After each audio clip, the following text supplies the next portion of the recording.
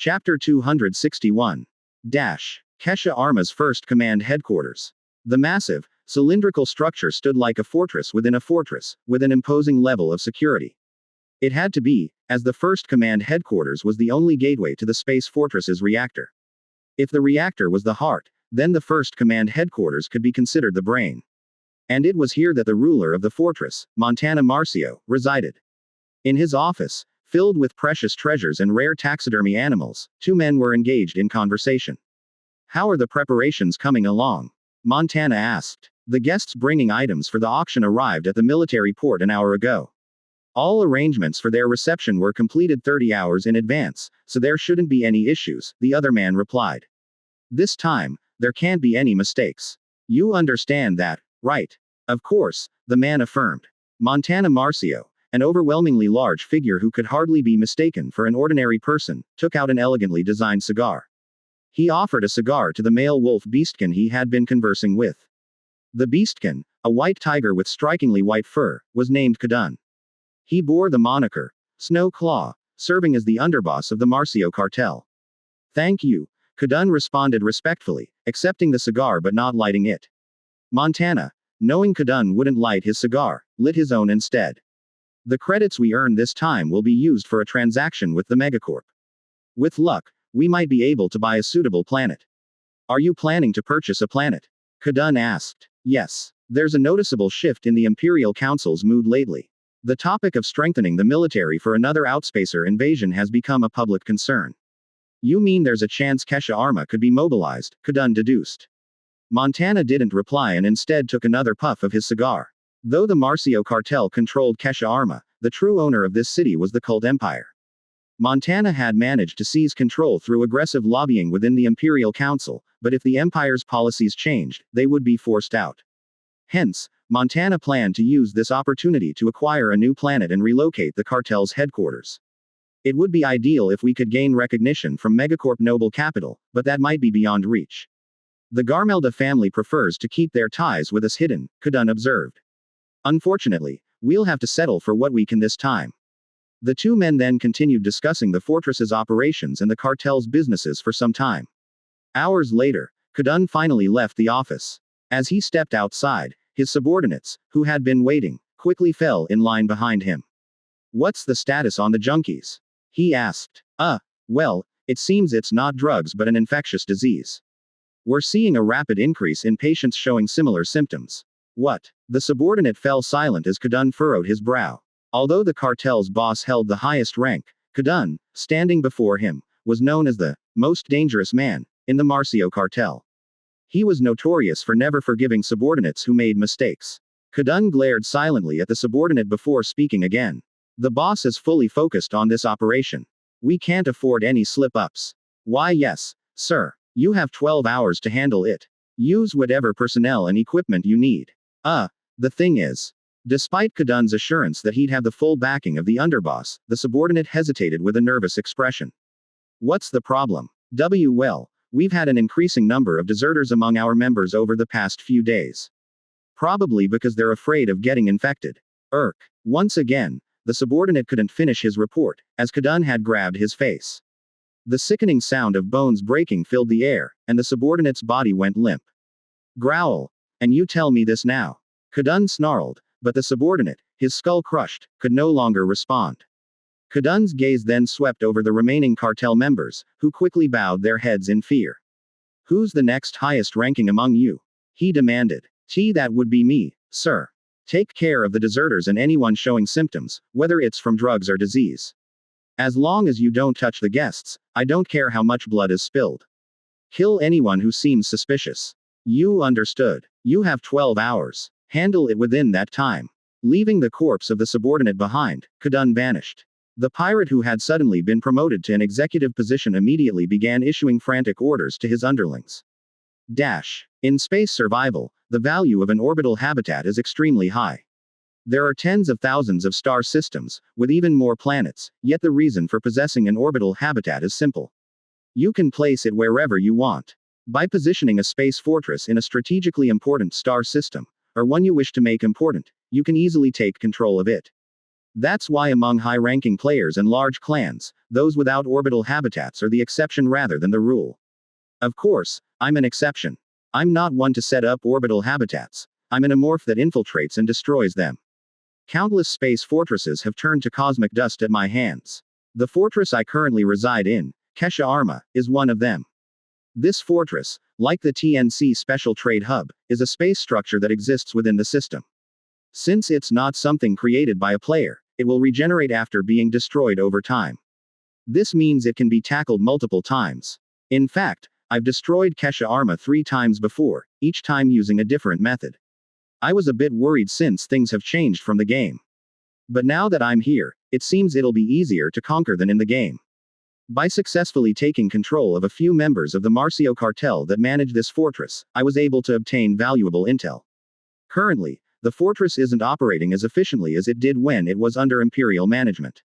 Due to maintenance costs, the pirates have only kept life support systems active in areas that are necessary. Only the profitable sections, like the military port and entertainment districts, as well as essential areas such as water purification and food production facilities, remain functional. Other areas, like the sections occupied by the cult's warrior battalions or zones with dense religious facilities, have been abandoned. Water and electricity supplies have been entirely cut off, and only the oxygen supply and gravity generation systems are running.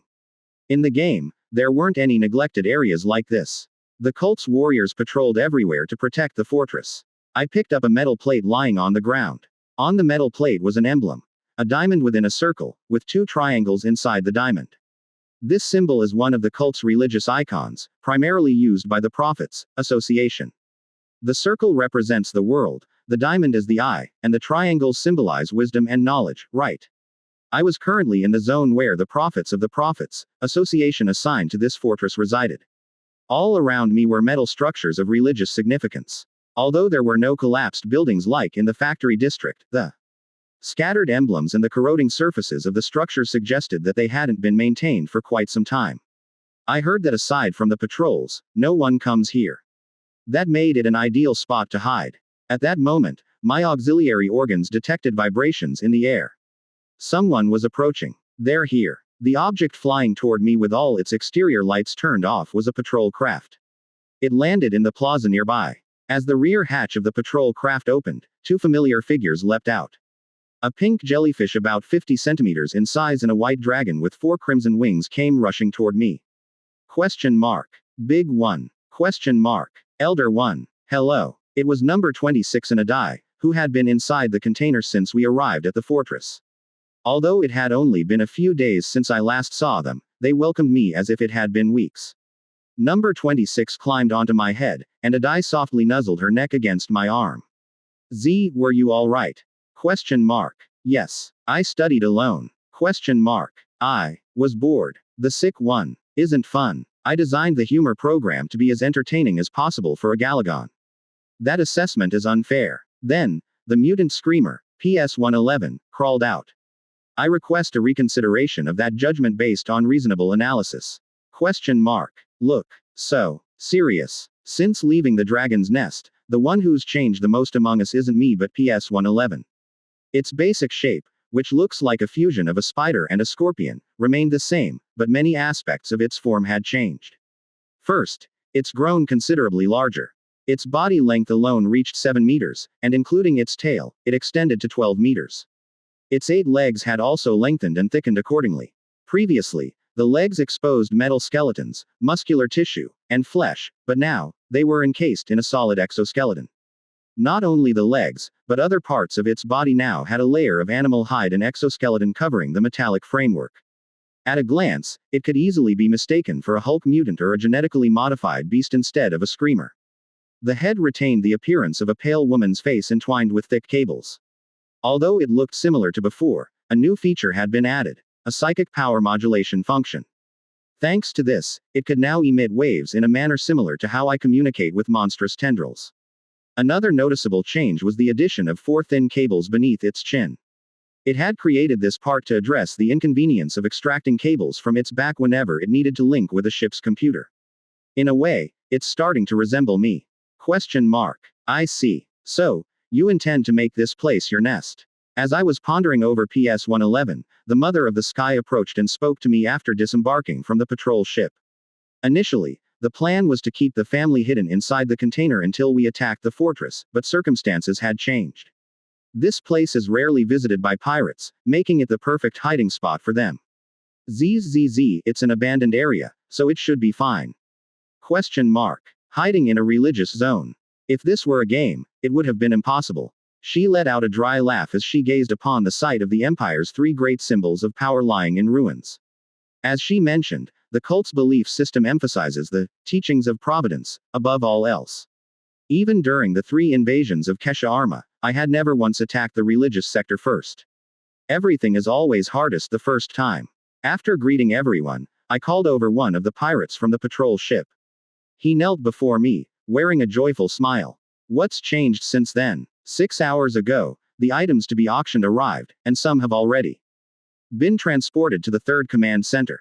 As that's so, this was welcome news. What I'm after are the rare genetic essences of the creatures slated to be auctioned at Kesha Arma's large-scale event. As the inventory list also kept at the 3rd Command Center. The complete list is currently held by the sub-boss of the 2nd Command Center. The sub-boss. Are you referring to the wolf, Kadan? Yes, it's sub-boss Kadan. I glanced at the Mother of the Sky. She nodded in affirmation. For her to ascend in her deification process, she requires the heart of a shape-shifting wolf. This Kadan fits the bill perfectly as the suitable sacrifice. This is convenient. Capturing the sub-boss means achieving 2 objectives at once. Especially since preparations are complete. The seeds I had sown in Kesha Arma were already starting to sprout. The messenger of mass confusion is spreading rapidly. A pirate who had contracted the madness bomb had already checked into a hospital. The authorities seemed to be too preoccupied with the auction to respond effectively, allowing the messenger of mass confusion to spread at an alarming rate. In about 3 or 4 days, there will be a massive outbreak of deranged crowds rampaging everywhere. If I target the life support systems then, the damage will be even greater. One of the managers in that sector is already under the control of a parasite, so I can initiate an attack at any moment. But that's only after I've consumed all the rare creatures. Any other reports? In response to my question, my loyal underling answered. There's one more thing. The authorities are currently organizing a large-scale search team to eradicate drug addicts. This area is expected to be included in their search route. A search team? Huh. Using my abilities, I can easily hide, so it's not particularly concerning. Alternatively, I could capture a search team member and plant a parasite within them. Wait a minute. Instead of that, suddenly, a brilliant idea struck me. Is there any chance you could have the sub-boss included in that search team? I'm not certain, but it might be possible, depending on the situation. Depending on the situation, huh. In that case, all I need to do is create the right situation. I'll lure the wolf to this abandoned sector myself. Chapter 262. Kadan was once a slave. Actually, it's not anything special. Because most wolves live as slaves. Men are combat slaves and women are sex slaves. If you are unlucky, you may become a test subject for Megacorp Star Union and end up in the lab. The only better life for Wolf would be to become a space pirate. What crime have they committed that they are suffering like this? When young Kadan cried out to the chieftain of the tribe, the chieftain said. It is said that they were once gods who ruled the planet, but they quarreled with each other due to their arrogance and violence. After an almost eternity of struggle, Wolf lost his godly power and fell into ruin. And God's descendants are paying for the sins of their ancestors. It didn't take long for me to realize that the chieftain's story was nonsense. The tribes are scattered somewhere in the universe where the chieftain has already died. They were all wrong. The reason Wolf is persecuted is simple. Because they are weaker than cults. The order of nature is a cruel law. Just as a predator is not morally reprehensible for eating its prey, it is natural for a powerful cult to trample on the weak wolf. In order to avoid being stepped on by the strong, you have no choice but to become strong yourself. Having traveled through countless arenas and soaked his hands in blood, he became stronger than any other wolf. Montana Marcio, a different kind of powerhouse. From the cult, was the only one who could see his potential. He spared no effort in supporting Kadun's continued growth. Kadun also obeyed Montana, knowing full well that serving him would benefit him. It has been 10 years since Kadan became the deputy head of the Marcio cartel. He even gained the body of God that the chieftain had spoken of in the past. Although he had tremendous power in his hands, he was not impressed. Because Wolf Smith was no longer an important factor to him. Just as a cult follows providence, Kadan served the order of the might of the jungle. So, he was scheduled to train today at the private training center located at the headquarters. Unless a subordinate suddenly rushed into the training room. There's fog in the inactive area. Yes, a pirate on patrol filmed this. A subordinate, full of energy, handed him a terminal. When I pressed the button, the recorded video was played. It's a religious area for cultists. Did the life support manager say there was nothing wrong? They say it is not a device problem, but someone artificially spread it. It's artificial. What are the results of the analysis? They say engineers are gathering together to investigate. Although the spread of contaminants within the district was a serious matter, it was not something that Kadan should be directly involved in. It is a question of expertise rather than authority, and it would be more reasonable to resolve it by talking to engineers. Even the subordinate in front of him would not know that fact. The reason he came to report to Kadan was different. I guess that has something to do with the fog and the druggies. Before the wimps died, they talked about spiders in the fog. Spider in the fog. Kadan checked the video again. It was hard to see what was in the fog. However, the flow was not natural and abnormal. As if to hide something inside. A creature that controls the fog that drives humans crazy. Several similar creatures come to mind. Angel spider, which catches its prey with a web made of psychic power. Red mist, a wild beast that neutralizes its prey by spraying hallucinogenic pheromones, etc. As the vice president of the Marcio cartel, who relays pirate transactions, he has come into contact with many rare creatures. Bring the guys who took this video. The patrol unit that took the video showed symptoms similar to those of drug addicts. I don't know exactly what that creature was, but it didn't seem like an easy opponent. Well, that means his subordinate came to visit Kadan. What kind of bastard left something like that loose? Not all pirates who come to the fortress are successful in trading smuggled animals. There are many cases where transactions fail. Some pirates who fail in their transactions abandon rare animals in inactive areas and run away because they do not want to bear the cost of transportation. Kadan saw this incident as a similar case. The problem is that the damage is much greater than other times. I need to be there to catch that guy. I will dispatch. Get everyone ready to go with you. All right. Spray gas in the area before entering. Even if we can't kill it, we can weaken it. Yep. Kadan thought that today's training should be about catching that monster. The bait took bite. An hour ago now, a signal came from the parasite that my consciousness was connected to. 5 minions sent to capture the enemy. Connection with them was lost. You must be preparing hard by now, right? After bringing all the children to the religious area, I threw bait to lure the dock leader away. This means that I may be the source of the virus spreading throughout this fortress. For the past few days, there have been people wandering around the fortress who have gone crazy because of me. Except for a few who are ruled by parasites, the rest are all driven to madness by the messenger of chaos. Some of them have mental parasites called madness bombs, lodged in their heads. When a person infected with the insanity bomb dies, it spreads to those nearby. Just as a dandelion spreads its seeds in the wind, the madness bomb is spreading quickly. Now even pirates know that it is not because of drugs that an unspecified number of people suddenly go crazy. The problem is that we don't know why this happens. They would have found out if they had a doctor investigate, but they chose another option instead. If any abnormal symptoms appear, incinerate immediately. Although it may seem ignorant, from their perspective, there is a reason for their actions. Regardless of which cartel, the existence of a doctor is precious to Space Dog. If a doctor were to become infected with a virus of unknown origin, the damage would be severe. Fortunately, the Marcio cartel is a wealthy cartel that uses a space fortress as its base. Of course, there will be many doctors and researchers, but timing is the problem. Now they are preparing for a large-scale auction. Many distinguished guests will visit this place, so if you make a mistake and lose the doctor, it will be a big problem. Because it is better for hundreds of subordinates to die than to lose the doctor. If you were a space dog where the lives of your members were the same as the lives of flies, you would think so. Of course, this is a temporary solution and the best way is to eliminate the factors causing the problem.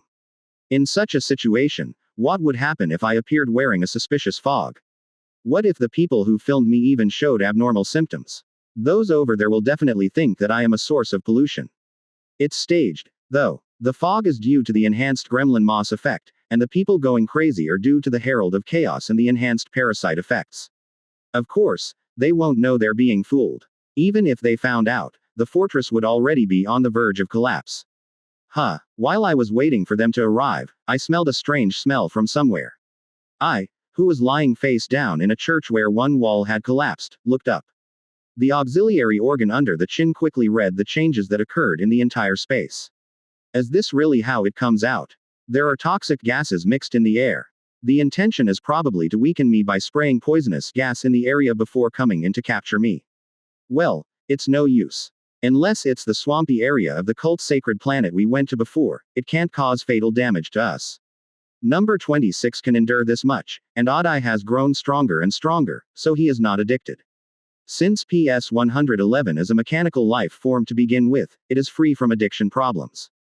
I wonder if Heavenly Mother is a little worried. I took out the monster's tentacles that I had hidden away and fired a wave at her. Zuzus, Zuzuzu, Zuzu, Zuzuzu, they are spreading poisonous gas. Don't worry, because it has already transformed. A large amount of chemicals were confirmed in the air. Please be careful with the middle baby. ? I would have been very grateful if you hadn't called me a middle-aged baby. ? What's going on? What's wrong? There's something strange in the sky. ? Dogging. I don't understand. I can't. ? I have to keep it up. ? I can't see. Where are you? Galligan's gas flow cannot be observed visually. Everyone hid in different places and in their own way. Toxic gas spread throughout the area, but no one was in pain. It seemed like he used his brain to some extent, but unfortunately, the opponent wasn't very good. I listened to the kids chatting and waited for them to come in. After about an hour, the toxic gas in the area began to dissipate. They are also slowly preparing to rush in. Soon, a slight vibration was felt in the air. 3 patrol ships full of pirates entered the area. You're here. The pirates aboard the patrol ship are all wearing mid-level reinforced suits and armed with psychic rifles and Gauss rifles. In addition, the deputy chieftain came wearing a wolf-style uniform and even a high-level reinforced uniform. That's an incredible amount of specs for a pirate subject. Muriel's subordinates weren't that bad either. Can we really say that he is a pirate running an orbital colony? The problem is that everything is being read. There are 3 minions who have not yet been discovered. They are sending me information, 1 person aboard each patrol ship. They think the 5 people they threw as bait are the end. They have no idea that 3 spies are with them. Then let's get started. I organized the information I had obtained and sent it to the kids. We have fought together more than dozens of times so far. The guys quickly understood my wavelength and started moving. Following the children's movements, I also crawled out of the church. My giant winged arms trampled the cult symbol on the ground, crushing it. The distance from them is 1 kilometer. One of the patrol ships is attempting to land in a square 1 kilometer away. Considering the speed at which I move, the distance is not far at all. I moved my wing arms and fighting arms and ran in their direction. Buildings made of alloy blocked me in the middle, but my body pierced through the obstacles. As I race, destroying buildings, I see a pirate ship. There are dozens of meters left until the patrol ship lands. I pulled out the erosion tentacles hidden on my back. 6 huge tentacles fly towards the ship, like giant snakes that appear in mythology. The patrol ship's guns move quickly, as if they didn't know they would be attacked while landing. But that choice is the wrong answer. They had to take evasive maneuvers to avoid my tentacles. My tentacles wrapped around the stern of the corvette. The hull shook greatly and the ship's guns completely missed their target. I captured the patrol ship and pulled its tentacles towards me. The pirates aboard the ship opened the hatch at the rear as if they thought it would not work. This is because you will not die if you jump from a few tens of meters since you are wearing a mid-level reinforced suit. It's wrong. Because my eroding tentacles are holding on to the stern of the ship. Some of the tentacles swallowed the pirates floating in the air hole. Be careful. Fuck you, baby. Unfortunately, the number of my erosion tentacles is not enough to devour all my enemies. Only 4 pirates were eaten by the tentacles, and the rest landed safely on the ground. It's not over yet. Everyone scatter. Crazy monster bird. The ship is falling. Damage. I dropped the corvette with its tentacles wrapped around them on their heads. Heavy drinking. The smell of gunpowder and blood. Elements familiar to Imov announced the start of the hunt. Chapter 263. What is that? A loud roar and smoke billowing from afar. Eno, who had only been an executive for less than a day, was surprised to see the scene. What happened to that just now? I can't contact them over there. What? Try again. Yep. The operation to incinerate the pollutants was led by Deputy Chief Kadan, the most powerful member of the Marcio cartel. So he wasn't too worried. I expected that any damage would end in the deaths of some of my subordinates. But even before the battle, the signs were unusual. Before entering, it was heavily seasoned with toxic gas to easily remove the source of contamination. Although the gas was removed from the area upon entering, toxic elements are still in the air. So much so that all pirates, including Eno, had to wear gas masks. But even that didn't seem to be of much help in weakening him. What happened to the dock leader? The pirate shook his head at Eno's question. There was only one explosion. The kids who went with Kadan will be fine. Even though I couldn't contact him, it was hard to believe that something had happened to the vice president. No matter how strong the monster is, it is impossible to kill Kadan without making any noise. They're probably moving in the direction where the explosion occurred. If you go in the direction where the pollution source is, you will be able to merge naturally. Let's move over there first. They're going into battle, so we need to support them. Shit. I didn't know it would be like this. The pirates grumbled but followed Eno's words. It's not because he has outstanding charisma.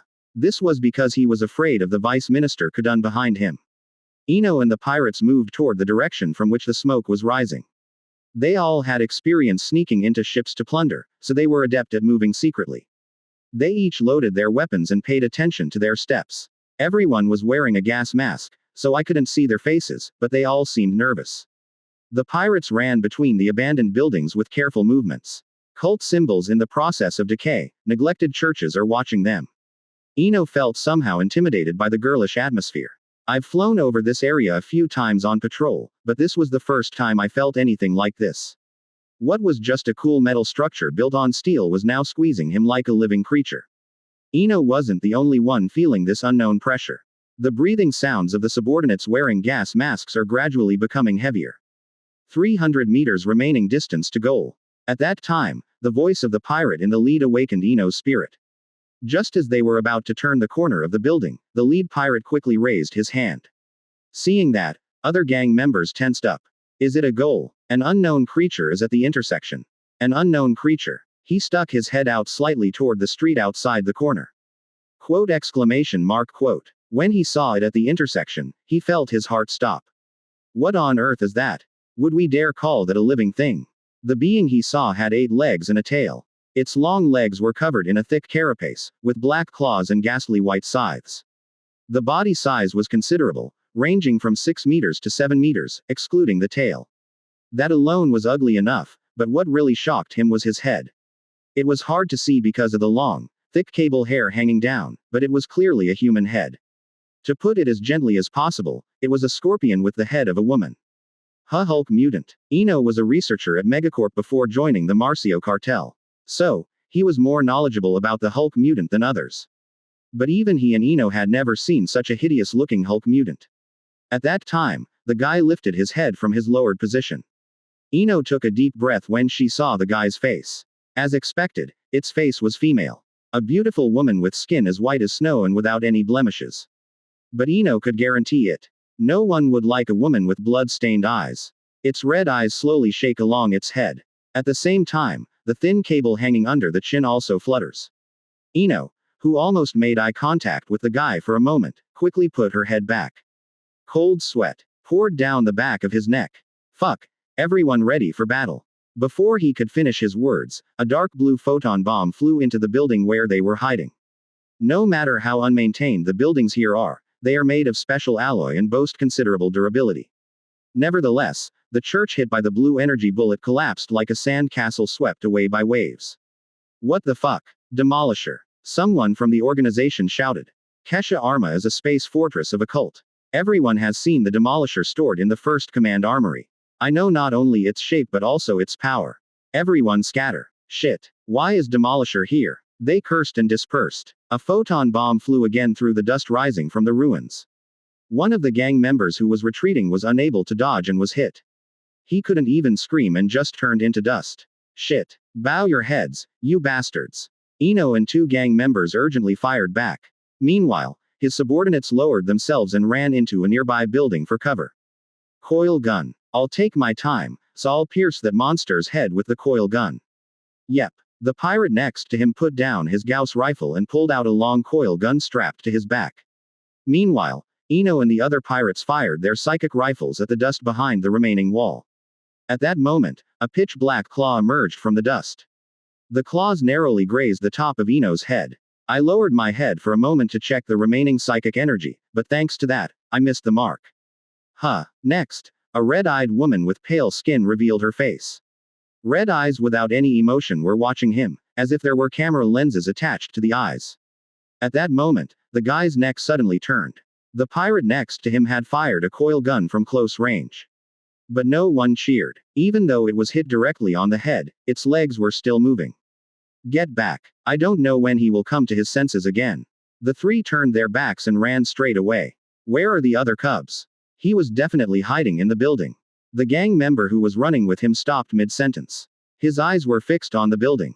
It's crazy. Why did you stop? Eno's subordinate's strange behavior also focused her gaze on the rooftop of the building where her subordinate was looking. And he could understand why his subordinate was distraught. There were men on top of the building. No, to be precise, it was floating in the sky above the building. Dozens of subordinates were all hanging in the air in bizarre positions. Something invisible is entangling them like flies caught in a spider's web. And behind the men, a yellow cloud was floating. It looked very similar to the poisonous gas they sprayed before entering the area. What is that? The bizarre phenomenon that caused Eno to freeze did not end there. It appeared from the yellow cloud. Giant. No. It is numerous eyes. Hundreds, if not thousands, of eyes are all watching Eno. It is numerous snakes. Hundreds of gigantic tentacles wriggle like burning flames. The eyes of an indescribable being watch the subordinates floating in the air. The gang members struggled to resist, but in front of that being, they were just pathetic squirms. Long, huge tentacles get closer to the subordinates. And then they started taking off the gas masks one by one. Keek. Kewik. There is still toxic gas around here. What's more, the gas has condensed thickly around this unholy being. The members of the organization whose masks were removed began to tremble, with blood foaming at their mouths. Fuck you. The subordinate next to him raised his coil gun and shot at the guy. It's a coil gun that even a scorpion with a woman's head can't avoid. The bullet fired at incredible speed pierced its tentacles. No, it almost pierced through. The bullet stopped in the air almost before it reached. Just like other gang members floating above the building. A small bullet, crushed by an invisible force, fell to the bottom of the building. Nonsense. The subordinate who fired the coil gun was frightened by a sight that was incomprehensible to common sense. Then, all eyes of it were focused on him. Question mark. Filled square, filled square, filled square, filled square, filled square, filled square, filled square, filled square. Question mark. Filled square, filled square. Eno did not understand what happened right after that. A strange feeling of wind swept past him. When I looked to the side, the subordinate holding the coil gun had disappeared before I knew it. Instead, only a red lump remained in its place. The members of the gang who were captured by it were slowly showing what had become of him.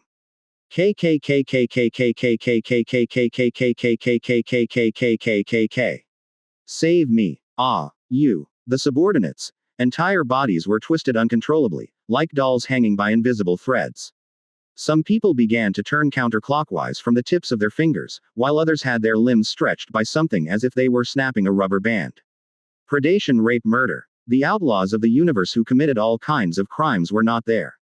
There are only tiny beings that are overwhelmed by beings that cannot be understood. Eno, who saw the gang members dying horribly, took a step back. You have to run away. He doesn't want to die here. The only remaining subordinate seemed to think the same thing and started running along with him. It was a mistake to take this job. When Kadan gave him a mission, he should have just ignored it and left the fortress. No, you can run away. There's still a chance, he thought. There is a chance to make up for your mistakes. As soon as we arrive at the patrol ship, we will immediately leave this fortress without returning to headquarters. And I will run away to a planet somewhere in the universe. All you have to do is forget everything you have done and live quietly. Cock. Just as he was thinking that, his subordinate fell. There was a long white sickle-like object stuck on the subordinate's back. As soon as she realized that, something hit Eno's leg. It was the same claw that had tried to slit his throat. The owner of the claw grabbed his fallen leg and lifted it up. The claws were tearing at his legs, but he felt no pain. This was because the fear that took over his entire body was greater. A white face approaches him as he hangs upside down. Don't do this. Do not be like this. Did you understand what he said? Red eyes resembling camera lenses scanned his face once and then placed him on the floor. Instead of Eno, he caught a gang member with a hole in his back. Why am I? Qua. Eno's men did not survive. Now all that's left is him.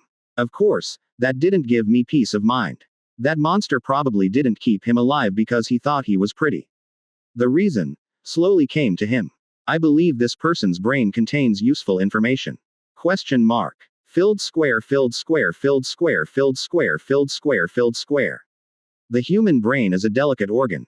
If you don't open it carefully, you will die, so be careful. Question mark, exclamation mark, question mark. Until now, it was as big as a building, but now, it has shrunk to less than 1 meter. Long tentacles protrude from the pink, round body and get closer to him. Ha ha ha ha ha. Ha ha ha ha ha. A subordinate who died with his head crushed. A member of the organization who died with his whole body twisted. A subordinate who was poisoned by gas and suffocated. Which? Who has a better death?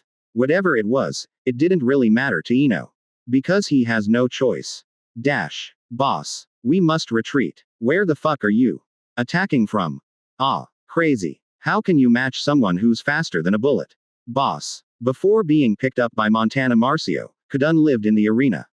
Sometimes he killed his own kind, and sometimes he killed beasts that were overwhelmingly stronger than him. I went through a crisis that bordered on death every time, and more than once I actually died and came back to life. But now his senses are warning him. This place will be his grave. Quote ellipsis dot quote. The subordinates' voices gradually become distant. The high-speed aircraft that the Corvette encountered as soon as it landed was attracting them. He should help his subordinates fight the high-speed aircraft right away, but there is a reason why he cannot move. There was a wolf standing tens of meters away from him. The head of a white bird of prey with 2 horns. A female wolf with beautiful amber eyes and a brilliant golden mane. A being armed with a shining golden spear and a black dagger is blocking his movements. Strong. Thanks to his experience fighting numerous strong opponents, Kadan was able to predict his opponent's strength to some extent. But I couldn't guess that female wolf at all. It's one of 2 things. Either he is ridiculously weaker than Kadan, or on the contrary, he is overwhelmingly stronger. He's only felt this way once recently. There was only a female cult that Montana held dear. Gulp. He swallowed without realizing it and activated the function of the advanced reinforced suit he was wearing. At the same time, all built-in reinforcers were administered. He knows the side effects of strengthening drugs, but now is not the time to worry about them. Krrrrrrrrrr. Kadan, whose physical abilities had increased dramatically, growled. The opponent also took a fighting stance, swinging his golden javelin once. I don't know how strong the unidentified female wolf was. Still, he believed in his victory. Ku. Wolf, a white-furred tiger, roared loudly and kicked the ground.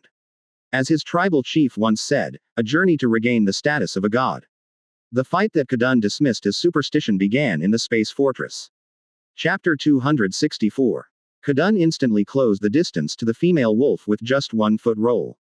His fist, which was bigger than an adult male head, flew towards the female wolf's head. A strengthening effect was even applied to the body that was born strong.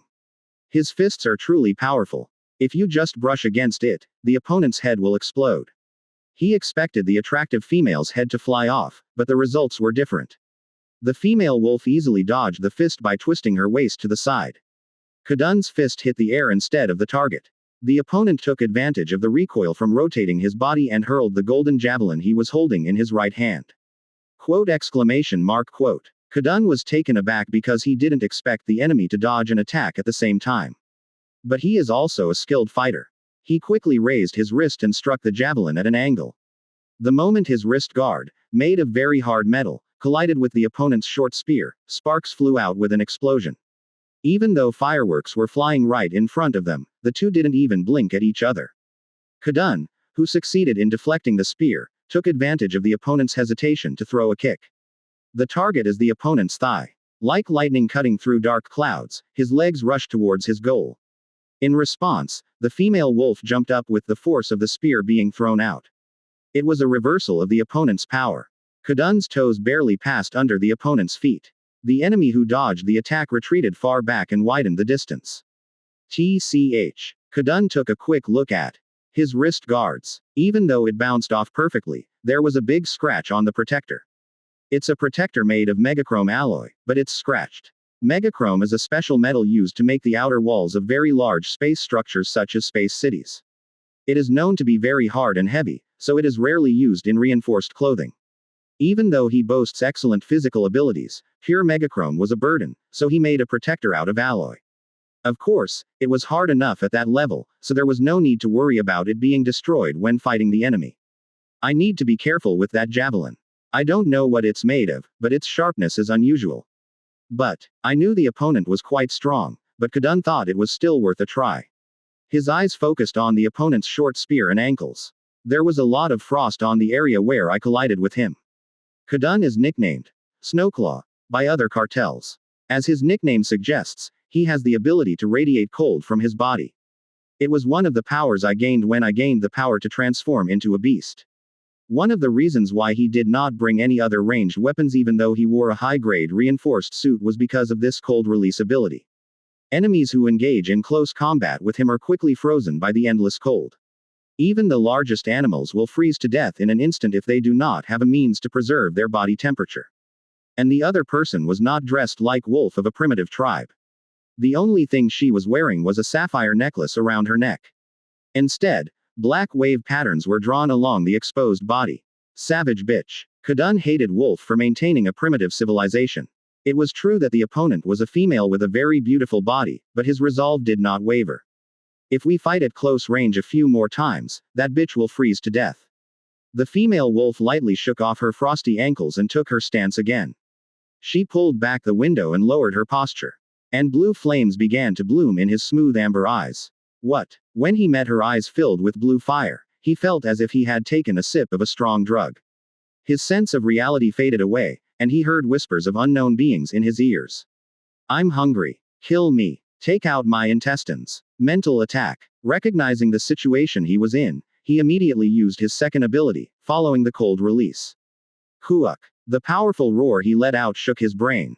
The unidentified whisper that had been encroaching on my mind disappeared in an instant. But I still couldn't feel at ease. The female wolf who had mentally attacked him was already right in front of him. The javelin she was holding flew into his neck. He hurriedly leaned back to avoid it, but it wasn't perfect. White fur and red blood drops decorate the air.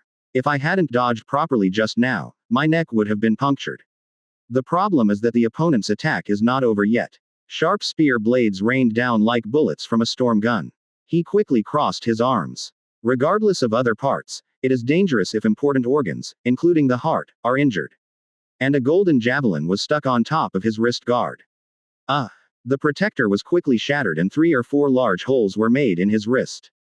Instead of blocking, he fell backwards and lay down. A spear grazed his protruding snout. He lay down on the metal floor and vigorously kicked his legs into the air. The left leg hit the back of the opponent's right hand hard. The opponent did not miss the single spear, but his upper body shook greatly. Before adjusting his stance on the other side, his right leg exploded into the enemy's abdomen.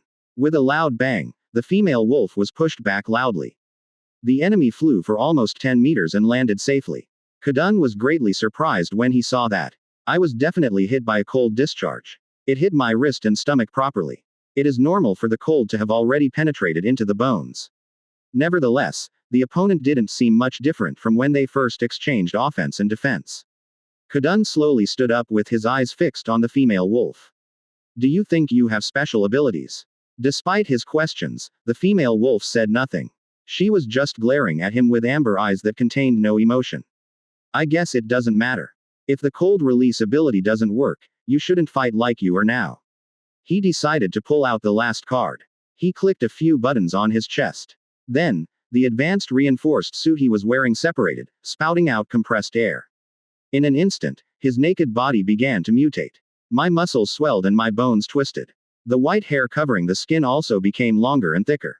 The body type that was advantageous for walking on 2 feet suddenly changed into that of an animal. Kadan suddenly transformed into a ferocious beast with silver fur and leapt forward. He quickly approached the female wolf and struck her with his front paw. The female wolf flew away with an explosion similar to when a patrol ship exploded. She was thrown into a building across the street. Due to the impact, the building could not survive and collapsed. You chose the wrong path. Kadan growled as he looked at the remains of the collapsed building. As if in response, something came out of the collapsed building. As he had guessed, his opponent also had the ability to transform. A beast with golden fur, in contrast to its almost white, silver fur. However, the specific appearance was very different from what he had imagined. Its face resembled that of a similar cat or a wild beast, but it had horns on its head. Two curved horns, resembling those of a colt, rose above the corners of the eyes. The body was that of an animal that walked on all fours like a cardoon, but unlike its upper body, which was covered in shaggy fur, its lower body and tail were covered in scales.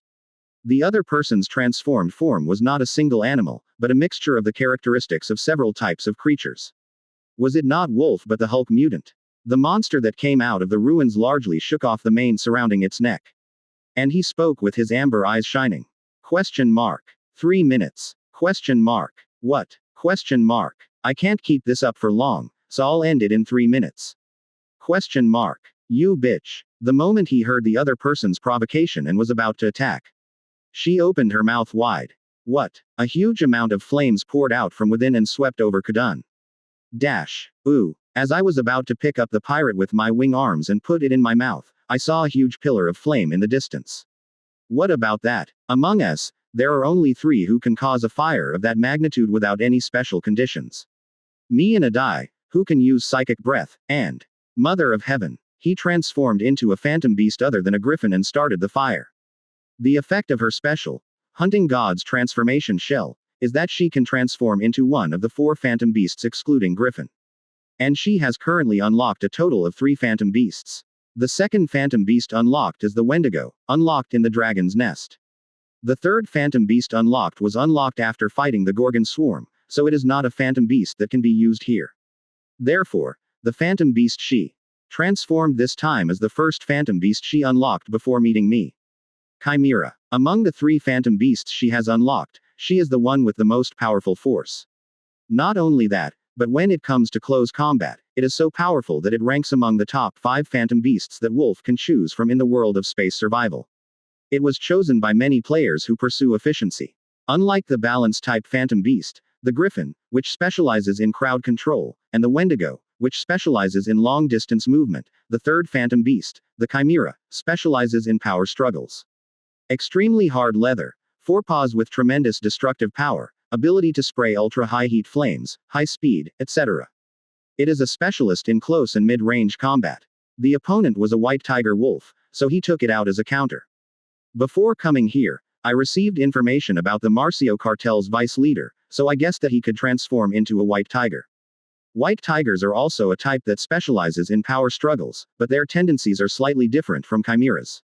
It has the characteristic of weakening the opponent and neutralizing the opponent's crowd control or psychic power skills. Simply put, it is a type that weakens and overwhelms the enemy. However, the specs of the white tiger itself are by no means inferior, so it can be said to be burdensome to deal with a griffin or wendigo. Originally, I thought I would help you, but since you've been transformed into a chimera, there's no need to do that. Because the chimera's combat power is as strong as when I used the symbol of the hunt. It is difficult to make a simple comparison with me, who has a more detailed growth stage, but it is true if limited to close combat. If it is a symbol of hunting ridden in the sub-adult stage, she wins. If it is the current one, I win. Of course, although it is strong, it has a fatal flaw. Just the duration and cooldown. The duration is 30 minutes. I said the cooldown is 1 month. Before meeting me, she said that she transformed into a chimera when fighting another player, Muriel, but lost when the duration ran out. It may be that the opponent is a player, but if not, it will be over in 5 minutes. The Mother of Heaven is a ranker after all, and she is also a wolf ranker. Should we clean up the rest? Now wait. I swallowed the pirate I was holding in one gulp. This is the end for the pirates who jumped from the patrol ship I attacked. Perhaps the other kid's side was also gradually sorted out. As I walked away from the burning wreckage, I saw PS 111 and number 26. The two were close to each other, talking intently about something. What are you doing? Are you here? I scolded the bad kids. When I got closer, they greeted me. There were items from the bodies of dead pirates scattered around room 26. It was not disassembled to be eaten. In the first place, number 26 can digest a body just by growing its body and inserting a corpse. I heard you study with PS-111. After leaving the dragon's nest, he became very interested in other creatures. Before, he was a guy who worked in sync with me or imitated me, but recently he's delving into more in-depth areas. The ecology and habits of living things, the structure of the body, etc. Zuzuzuz, did you study? Question mark. Yes, I study. The main controller is very interested in the habits and reproductive activities of living things. When I asked, number 26 fired a powerful wave. To be a good hunter, you must know a lot about your prey. I also became the best amorph thanks to my vast knowledge. The more you know, the better. Is this what it feels like to see a child with a passion for learning? I stroked him with my wing arms. It climbed onto my wing arm, its body shining brightly. Zoo z z z z z z z z z, let's go find a die too. Question mark. Yes, I understand. It's over. The tiger said he would come if I told him to, and a mixed white and red meteor fell from the sky. It was Odhe who activated Red Galligan's power, red armor. The reason its body was red wasn't just because of the red armor. The smell of blood was strong from the pure white scales, like a pure white dress. Question mark. I'm having a hard time. Please give me a ride. Question mark. You ate the little baby's food. It's not hard. It's hard. Quote. Please ride me. You can ride me, little baby. I don't like it. It's uncomfortable. He got on my back, leaving PS-111 looking frustrated. Then he folded his wings and laid down leisurely. Sometimes it can't be so bad. There is no threat to us in this area anyway. Minions implanted with parasites are also sending signals that the organization members have been wiped out. It looks like the fight over there is over. After the pillar of fire disappeared, several loud noises were heard, but it has now become quiet. I picked up number 26 and a die and moved with PS-111 in the direction of the Heavenly Mother. In the center of the street, blazing with fire, there was a beast with the horns of a goat, the head of a lion, the upper body of a dragon, and the lower body and tail of a dragon. It was the Mother of Heaven who transformed into a chimera. She stepped on a large lump of charcoal with her front paws and turned her head towards us. It's over. Although it took 10 seconds longer than expected. freewebnovel.com. Zuzuzu, my skills are rusty. Open corner bracket. Is it because it's been a while since I transformed? She slightly squinted her amber eyes and put her foot away. Then the lump of charcoal coughed loudly and wriggled. That being, whose entire body is blackened and who has lost all 4 legs, is the sacrifice that will raise her level of deification. The assistant leader of the Marcio cartel barely opened his eyes and glared at us. You guys. Cough. What the hell? Instead of answering, I looked at Heavenly Mother. All I have to do is take out the heart and kill it. Before that, it doesn't matter what I do. Zuzuzuzu, thank goodness. I approached the half-dead white tiger. Question mark. What? Zuzuzu, I have a lot to ask you. He widens his eyes when he sees the black parasite protruding from his fighting arm. If he hadn't come here, or if he hadn't been in this fortress, he wouldn't have ended up like this today. He took the wrong path. Chapter 265. As expected, Marcio cartel's deputy leader Kadan knew a lot. The defense facilities inside the fortress, the number of pirates, their level of armament, and the specifications of the ships brought by the guests. Controlled by the parasite, he spewed out information that would be helpful in conquering the fortress. I guess it's worth doing more than I thought. The defense facilities to watch out for were no different from what I remembered, but there was a severe shortage of people who could utilize them. Kesha Arma is a space fortress built by a cult.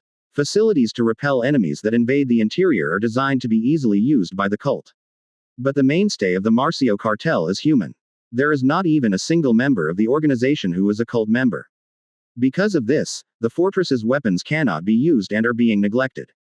It is said that the very large turrets mounted on the headquarters buildings are the only facilities that operate properly.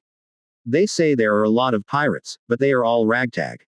Ordinary pirates cannot defeat us. The larger the number, the more food you can eat. But there was one thing that bothered me. A cult guest staying on the 100th floor of the second command center. He is an important customer invited by Marcio cartel 6 months ago, and is said to be quite capable. It is said that Kadan, who did not retreat even after fighting the Mother of Heaven, was so strong that he lost his will to fight. From what I heard, it seems like the temple guardians are the Eye of Revelation priests. Probably not an Eye of Revelation priest.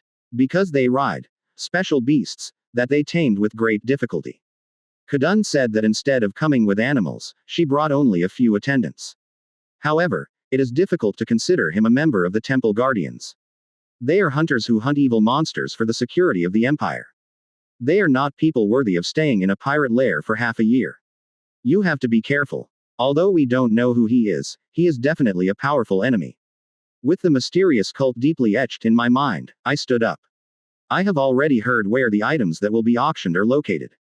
Other than that, I took out all the useful information that Kadan knew. Now all that's left is.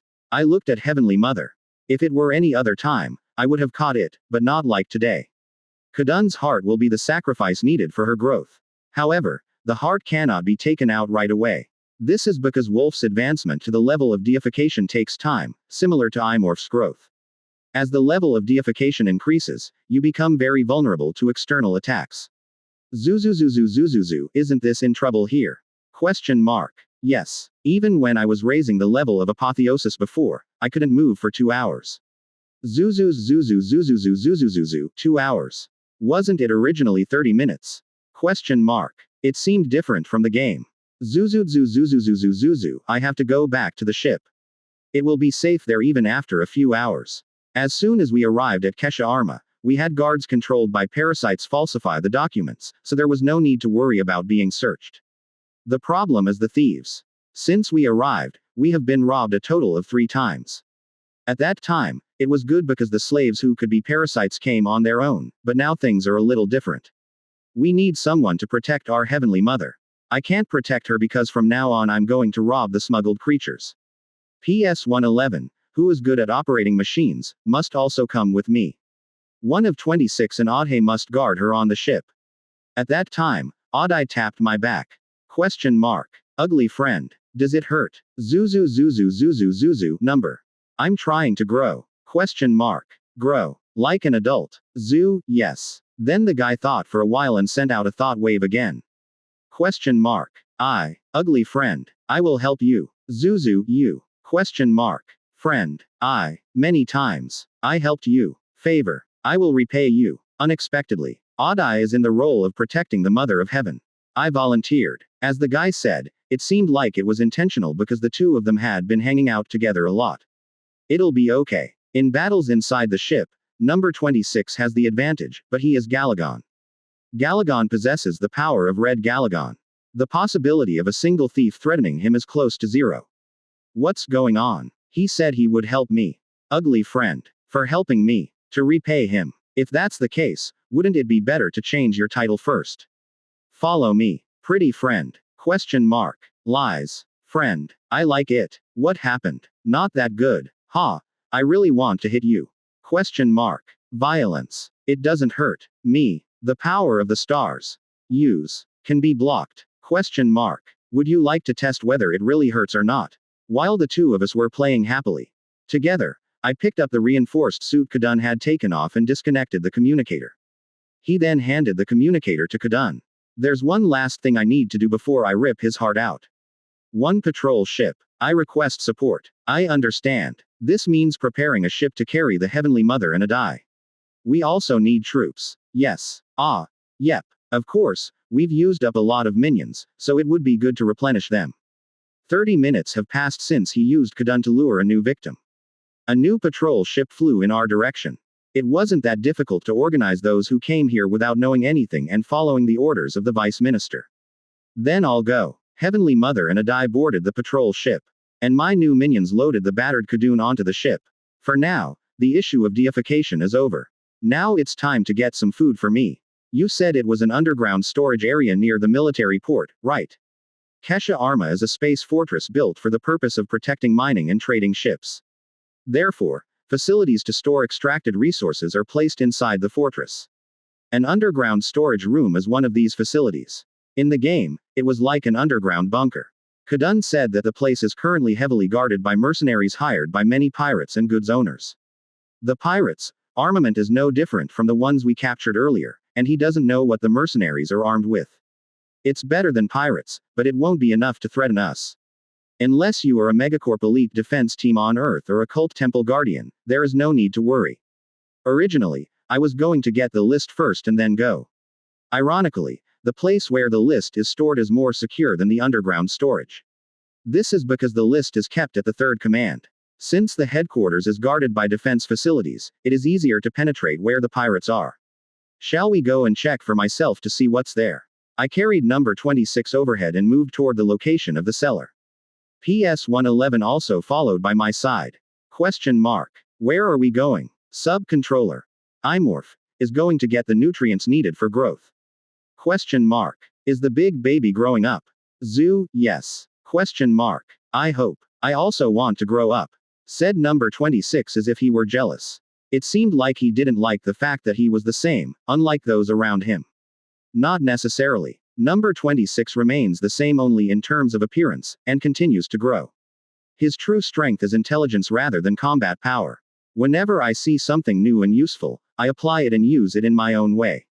Applying. Binding.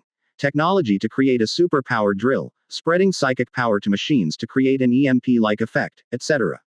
It would be safe to say that the applicability itself goes beyond the players.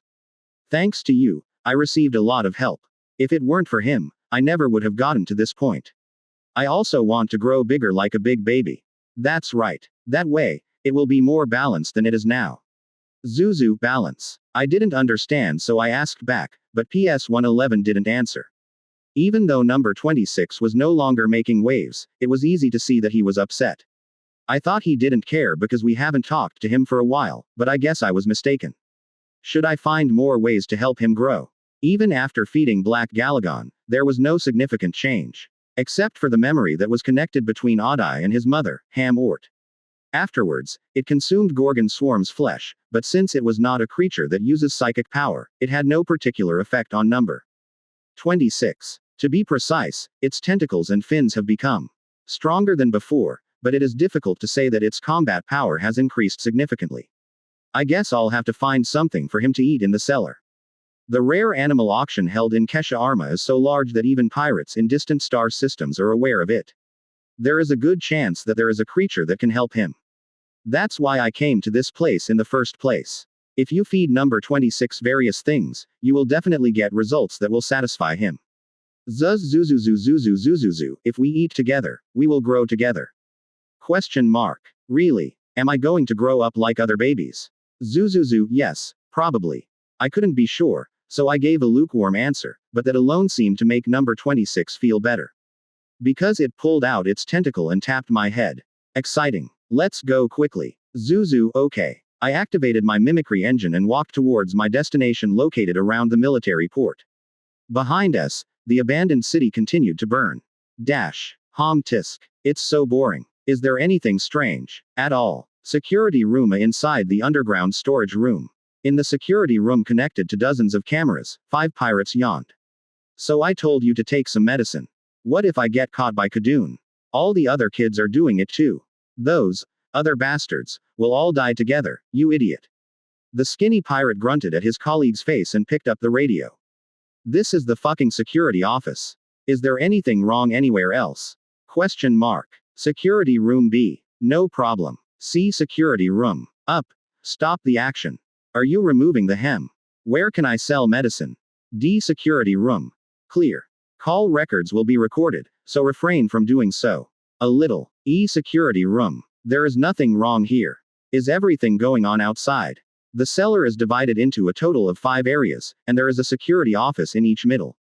Security offices located in each zone are responsible for monitoring within the zone and shielding the zone when abnormalities occur. In addition, androids deployed in each area continuously patrol the interior, and the security office is also responsible for their management. Among the 5 security offices, Security Office A oversees the surveillance posts located at the entrance to Area A and the underground storage room. There's nothing particularly strange, huh? The skinny pirate, who was about to answer the radio with a bored expression, looked at the camera and stopped talking. The pirate next to him also tilted his head to look at the surveillance camera. Fog. Hey. Call the surveillance post. This is security room A. Fog is observed on the camera. Please check. This is the surveillance station. It's crackling. It doesn't seem particularly strange. Huh. Chijijik people are so supportive. Surveillance post. Respond. Surveillance post. This is security room A. Another pirate tried to contact them by radio, but all that came back was an unpleasant noise. The pirates' attention was focused on the screen filming the inside of the surveillance post. A security guard at the guard post was seen tapping the communication device he was holding. The other guards stood all at once as if they had discovered something. And suddenly the monitors connected to the entrance turned off all at once. What? Hey, contact the other district right away. This is security room A. There was a problem with the entrance camera among the cameras in the jurisdiction. Question mark. Chijijijijijik. This is security room A. This place. Why is this like this again? It doesn't work for me either. What? Everyone else, take out your radios. Hang on. Hey. The four pirates took out their walkie-talkies and began checking the status of communication. At that time, the pirate, who was alone and staring at the monitor with a mesmerized face, shouted, "Hey, everyone, look at that. Now is the time." Huh. The four looked at the monitor again and fell silent. The monitors connected to the camera were turning off one by one in real time. Episode 266 Nightmares Incarnate 4. The pirates in security room A looked at the monitors with puzzled faces. The screen showing the video captured by the camera was turning off at a rapid rate. First a guard post, then an entrance and an underground passage. Looking at the sequence of malfunctioning cameras, they were getting closer and closer to the security room. Everyone here knows that the camera didn't break down for no reason. This is because the walls of the security room are still slightly trembling. The space vibrates intermittently, as if something huge is moving. The problem is that the vibration is getting bigger. An unknown entity is coming here, breaking through the cameras and shielded doors in the passage. What are the aisle closure procedures? The surveillance post camera was already operational when it was taken down. Damn it. Even if you use a plasma cutter, you can't get there that fast. I can't do it. Everyone get your equipment. You skinny guy. Go to Area B. I'll talk to the mercenaries on the way. Shit. Okay. The pirates hastily packed up the equipment provided in the security room. While his comrades prepared to fight, the skinny pirate ran out of the security room with only a psychic rifle. The electric light embedded in the ceiling of the passage gave off a bright light and illuminated his head. The passageway had a simple cylindrical design without any decoration and was the same as usual. Unless there is a vibration that shakes the light of the lamp. The skinny pirate ran to the shielded door across the short passage and operated the terminal next to the door. Meanwhile, the period of vibration was getting shorter. Open it quickly. The pirate stamped his feet in front of the slowly opening door. At that time, the light above his head began to shake uneasily. Startled, he turned around and saw that the light in the security room was blinking and then turned off. The only remaining fire is the light flowing from inside the security room. Even that went out with a puff, like a candle going out. Gulp. While the pirate who witnessed the scene was swallowing his saliva, the shield door opened. He entered, almost half crawling, and closed the door. These shielded doors installed between passages are over 1 meter thick and have a double structure, making them difficult to break through even with a plasma cutter. Since the shielded doors between passages are stronger than the entrance doors, even a mysterious intruder will not be able to easily enter. Nothing came out of the darkness until the door was completely closed. There was only unnatural silence in the black passage. Phew. He heaved a sigh of relief and fell from the door. We must go to Area B and report this before he comes. The space he was currently standing in was so wide that he had to crane his neck to its limit to look at the ceiling. However, it was not empty. There were several layers of refrigerated containers piled up everywhere. This is the area, a storage area. All of those containers were items brought by customers who visited this city to be put up for auction. You can't see it from here, but if you go inside, there will be mercenaries and androids guarding the container. The skinny pirate connected the battery to the psychic rifle and went inside. The temperature in the space was low, perhaps due to the cold air flowing from the container.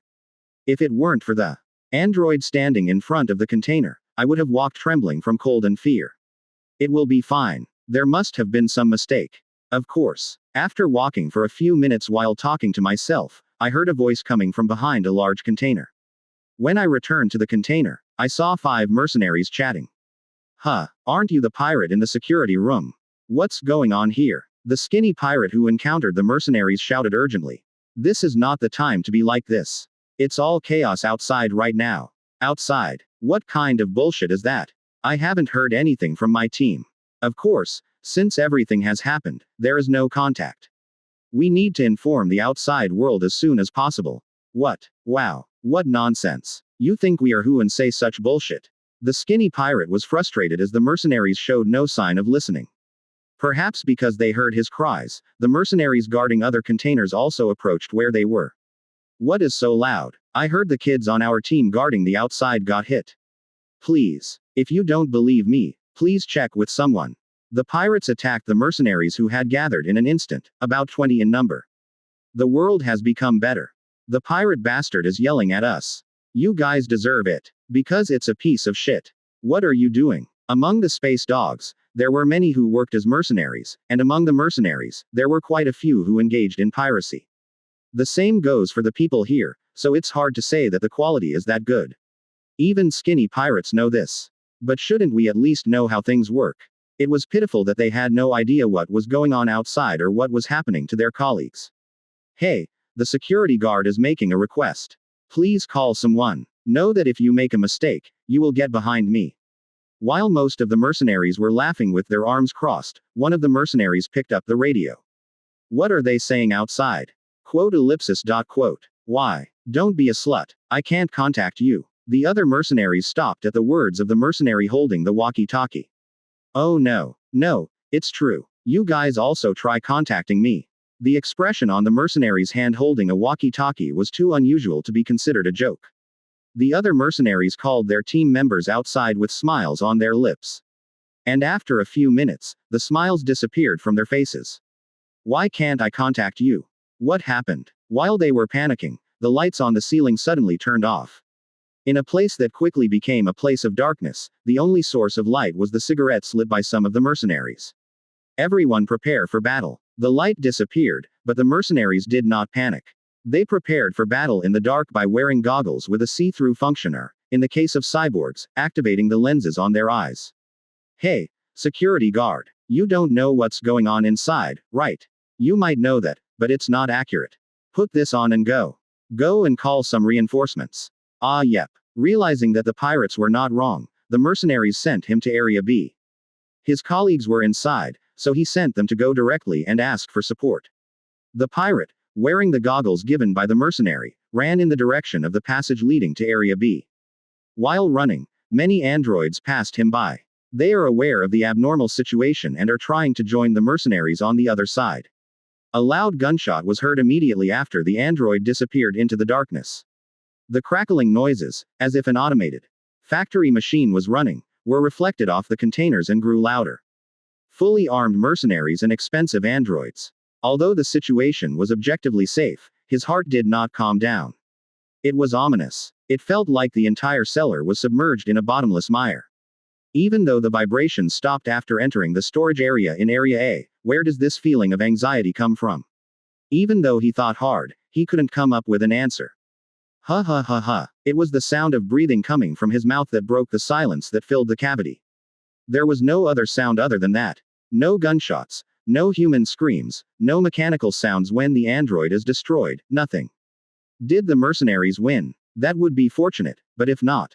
Quote ellipsis dot quote. The skinny pirate barely activated the terminal with trembling hands. The large screened door slowly opened. As soon as the door started to open, he crawled in and closed the shield door before it was even fully open. What's so relaxing about the door that slowly closes? As he was biting his lip nervously, he saw something across from him. Quote exclamation mark quote. Wait. One of the mercenaries I had encountered earlier was running towards the shielded door. Fuck. The pirate thought about just closing it, but changed his mind. Two people are better than one to escape the mysterious intruder. He controlled the terminal and stopped the door that was just beginning to close. The moment the mercenary was about to cross the shielded door, there was a loud noise and the door shook violently. What? You bastard. A monster is chasing me. Holy shit. The pirate, who heard the mercenaries shout, quickly closed the door. A door that closes slowly. Beyond it, as the mercenary said, something was seen writhing. Single quote exclamation mark single quote. It was only visible for a brief moment, but it seemed like the pirate would never forget that sight for the rest of his life.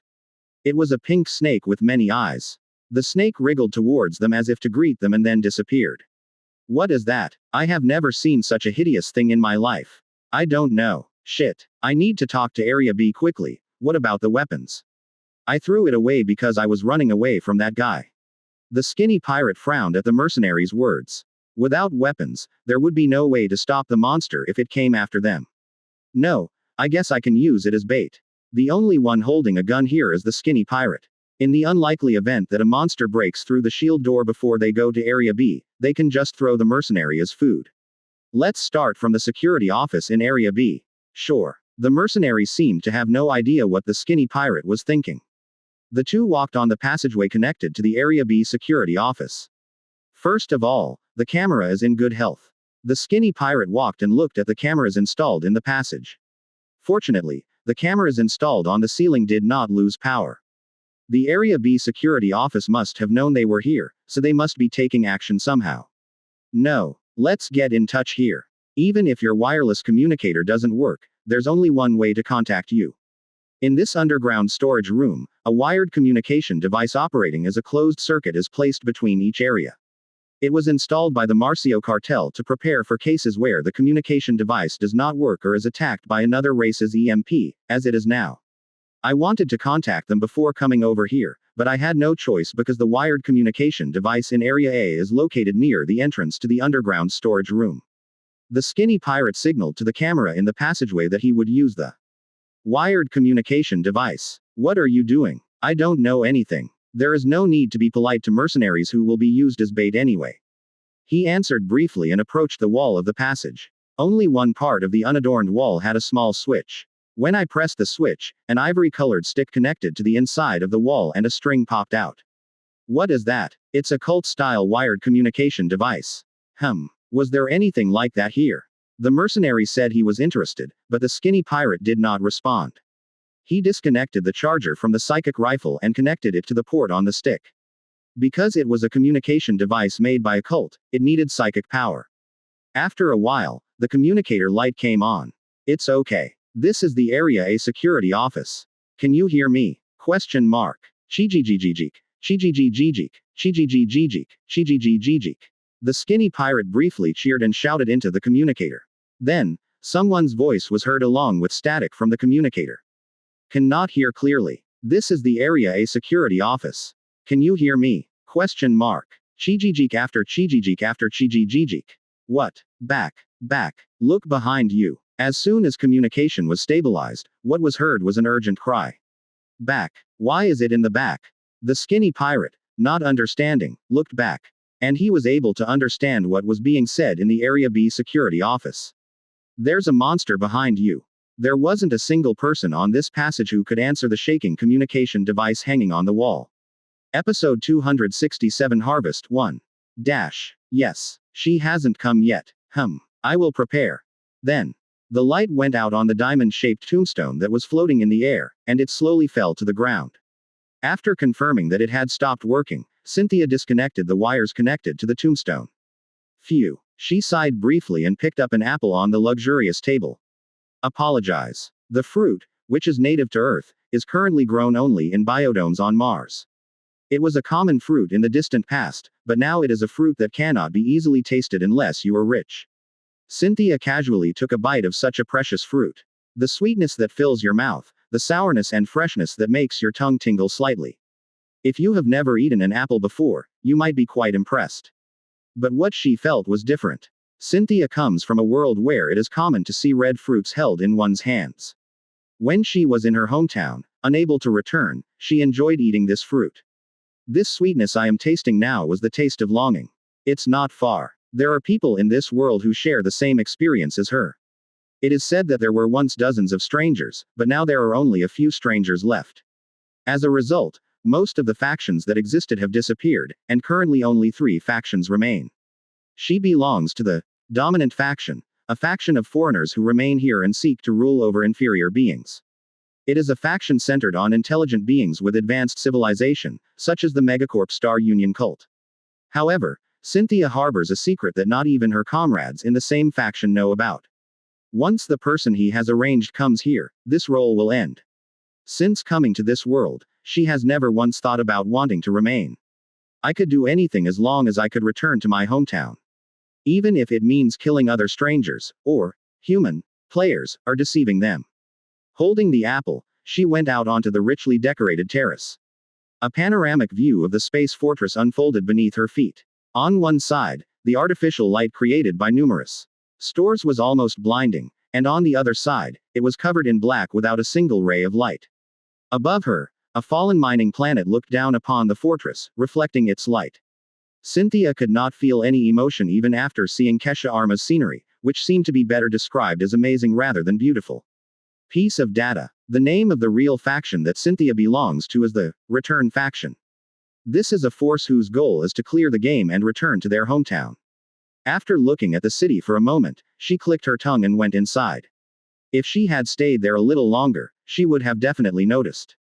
Black smoke is rising from a dark area with no light.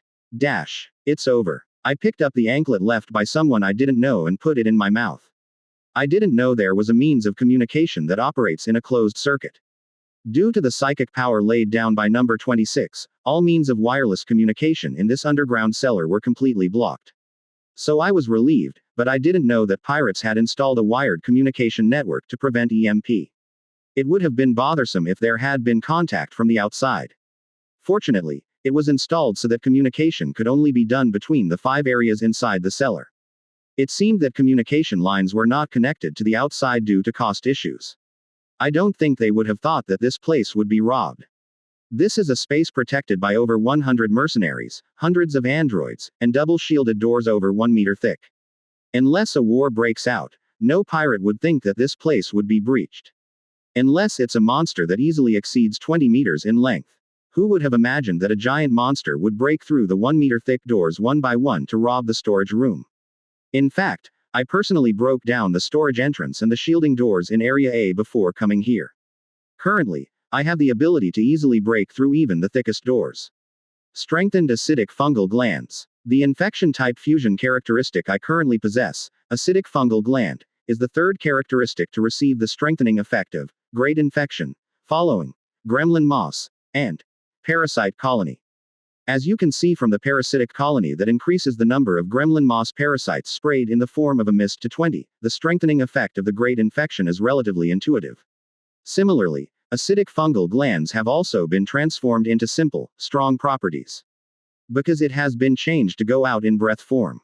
Originally, it was a form that spewed fungal lumps from the body in the form of projectiles, but now it has changed into a form that liquefies the acidic fungus and shoots it like a water cannon.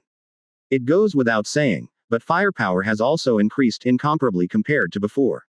It was a very useful trait when fighting the Gorgon swarm, but I didn't know it would be used again here. However, it has not improved all that much, and new unexpected drawbacks have emerged. Since the fungal glands located inside the throat vomit out the fungal fluid produced, the acidic breath can only be fired for a few seconds at most. If you run out of fungal fluid, you will need to rest for a few minutes to recharge. You can use it again now, but there is no need to do so since you have taken control of all the storage. I leaned inside the security room where the ceiling had been blown out. And with his small arm near his chest, he operated the computer in front of the blood-covered monitor. Open sesame. The sound of a beast growling is heard from afar. It is the sound of the shielded doors between areas and passageways being opened. At that time, a familiar voice came from the speaker hanging on the wall of the broken security office. Seeing as the door was open, I guess everything was taken care of. I'll go to Area B. Yes. The firewall in the cellar has been breached, so you can check the archived list right away when you come. I brought PS111 with me because I thought it would be helpful in this matter, and it was definitely the answer. I told him I knew and moved to Area B. After passing through a large storage room and several passages so narrow that my head touched the ceiling when I stretched out my legs, I arrived at Area B and saw them. Unit 26 and PS111 were in front of a management computer in front of a container. Hello big baby. Are you here? Number 26, who was disassembling an android using his tentacles, saw me and waved his tentacles in greeting. Beside him, PS111 was lying face down, connected to a computer port with a cable hanging under his chin. Zuzuzu, wasn't it difficult to break through the firewall? For me, who also hacked Pira 11's ship, it's a very easy task. That's right. Your friend is amazing. Number 26 praised, and PS-111 raised its clawed legs and made a V sign. The man's hands were covered in mangled human blood. I stuck out my tongue, licked his hand, and asked. Zuzuzu, pop up the list. Yep. I will bring up the screen. The guy lowered his arm with an expression that said nothing was wrong and started operating the computer. As the cable under his chin twitched, a list of numerous names appeared on the computer monitor. With the guy's help, I briefly skimmed through the list. There are 2 areas where the smuggled creatures are stored, BC. The remaining areas have nothing to do with me because they store luxury items, drugs, confidential documents, etc. It may not be as many as you think, but it will be enough to collect the ingredients to create unique characteristics. From the looks of it, if you clear all of this, you will be able to obtain enough material properties to create at least one unique property. If you're lucky, you might be able to obtain 2 unique characteristics and satisfy all evolution conditions. I opened the unique attribute synthesis formula I had opened before coming to the fortress. Single quote. Transcendence. Material list. Reinforced skull Galligan's horn thorn hair projection tail protein assimilation cluster skin tissue, not obtained. Transcendence. Material list. Mineral digestion harvesters ma bone beast vision of hell, not obtained ultra control, not obtained. I think you can get the first fusion formula here. There is no big problem if the first fusion formula is made a unique characteristic, but the problem is with the second fusion formula. Since it requires characteristics that are difficult to obtain as materials, it seems difficult to use it carelessly in the Transcendence system. That Reaper's Maw is especially problematic. Thanks to the Harvester's Maw, I can obtain genetic essence just by eating the head. In such a situation, if that characteristic is lost, it becomes quite difficult to obtain the genetic essence. You can try to get it again, but that isn't easy either. This is because Essence Reaper's Jaw, the material for the Harvester's Maw, can only be obtained by eating a semi-adult imorph or outspacer. Aside from that, mineral digestion and bone beast are also ingredients that are difficult to obtain. Looking at this alone, it seems like it will be an extremely powerful unique characteristic when combined, but since materials are materials, they cannot be combined carelessly. Well, it's not something to think about. Now, there is no need to worry because you can just collect the ingredients and synthesize unique characteristics later. I had a similar experience before. Moreover, now the genetic essence contained in numerous containers is waiting for me. Who knows, maybe a new fusion food will pop out while eating them. Now that I think about it, I should also take care of number 26. I have already checked all the things I will eat, so now I have food left to give to no. 26. In fact, the number of creatures stored here was considerable, but the number of creatures that could strengthen the sea demon was not large. Still, I'm glad to see a few things that seem to have the potential to make meaningful changes. There's marine life too. I don't know how they caught it, but I also saw several creatures that live in the deep sea. Of course, there were no large monsters like Pale Mask, but small and medium-sized rare creatures less than 10 meters stood out. Until now, I have never fed number 26 any deep-sea creatures other than Pale Mask. It wouldn't be a bad idea to try it once at this opportunity. I'll have to try this and this and this too. After carefully checking the list more than 10 times, I decided what to feast on and what to give to no. 26. Then let's start from Area B. I believe you haven't forgotten mine either. That's right. My friend is hungry too. I was about to get up, but when I heard that, I fell down again. After 10 minutes, I decided on all the creatures I wanted to give to the 2 guys. Zuzu, then let's go eat. ? Okay. I will save the selected list in my data. Zuzu, start from Area B. With those words, I began the ritual I always do before harvesting delicious food. It is now a natural trait, as if it had been there from the beginning. A trait that made me grow up so quickly that it's impossible in games.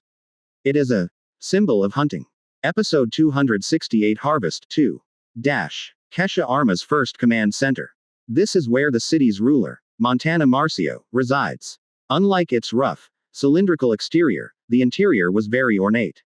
In the heart of the steel fortress, which is adorned with the dual elements of extravagant decorations and tight security, is a very large bathhouse. Montana Marcio was starting his morning in a marble-covered bath. Dozens of concubines were waiting around him as he soaked in hot water. Montana's concubines are all like biological dolls that have been genetically modified to suit their master's tastes. If you do not receive care even for a day, you will suffer from extreme pain. Therefore, they desperately fawned over their husbands to avoid being ignored. The spontaneous love and devotion of beautiful females. That was what made Montana the most enjoyable. While he was leisurely receiving service and thinking about who he would enjoy this morning with, an android outside the bathhouse approached him. What, Master? This is an urgent report. Emergency report. Guests staying at the second command center said they tried to contact the mercenaries guarding the goods, but they did not respond. Management of auction items was entrusted to the deputy head. Go ask Kadan. I haven't been able to contact you since yesterday. You can't contact me. Until now, there has never been a time when Kadan did not receive a call. The assistant chaplain is someone who is always focused on training in the training room of the third headquarters when not working. Even if by some chance you can't get in touch with the phone, you can just go there in person. But what does it mean that the android comes to him and says this? There was a problem with Kadan. For a moment. That's not important now. Before talking about Kadan, android mentioned an important issue. Montana asked the android after pushing away the concubines serving him. You said the mercenary guarding the product couldn't be contacted, right? Yes. Have you tried contacting the security guards at the storage area? No one is responding. Quote. When Montana heard those words, he felt himself waking up from his sleep. He quickly got up from his seat. The concubines who were watching the master quickly brought towels and gowns. Tell them to contact the military port immediately and check if there are any problems with the underground storage. All right. And if anything goes wrong, be ready to move right away. I will forward it to each command. The concubines. Gentle touches penetrated every inch of his body, but Montana had no time to feel the pleasure. There were no problems until yesterday. The items to be auctioned were transported safely and the customers are satisfied with the service he provided. But as soon as the night passes and morning comes, things suddenly turn strange. As if the calm until yesterday was a lie. No, it won't be a big deal. The Marcio cartel is such a powerful force that few even within Space Dog dare to challenge it. In the first place, there are only a few cartels like them that manage space fortresses and operate hundreds of ships. That's not all. Montana is protected by Megacorp's noble capital and the nobles of the cult empire. In fact, he is no different from a warlord recognized by the great powers. It is impossible for someone to carry out a terrorist attack on the fortress that he rules. Maybe it's a problem with the communication facilities. After trying so hard to reassure himself, he left the bathhouse. Is this the end? I placed the empty freezer container on the floor. Broken containers were lying around inside the large underground structure. These are all remnants left after me in No. 26 PS 111-8 the contents. Because there are so many creatures stored, I gained quite a few characteristics. Even after the symbol of hunting ended, there were many characteristics gained from eating tens or hundreds of creatures. Thanks to you, 2 more synthetic formulas were opened. One was a unique trait that required a number of physical-related traits, and the other required nest-related traits and psychic-related traits. Currently, I can only make the former, and the latter cannot be synthesized because I cannot collect all the ingredients. Because I have to catch Red Mist. Red Mist is an apex predator living on a jungle planet. This apex creature is as tricky as ice horror. If you go to catch him with great determination, you will end up facing the consequences. I'll aim for this later. First of all, thanks to securing a large number of characteristics, we were able to create 2 unique characteristics. I floated fusion formulas that could be produced immediately here. Single quote. Transcendence. Material list. Reinforced skull Galligan's horn thorn hair launch tail protein assimilation cluster skin tissue. Transcendence. Material list new. Reinforced large tail bioelectric discharge tube explosive bodily fluid launcher destruction sonic spore cannon. I don't know what the former will be, but I feel like I know the latter. All of the characteristics created through the Transcendence system are ones that did not exist in the game. That's why I often worry every time I get a new unique characteristic or a sign of a strong enemy.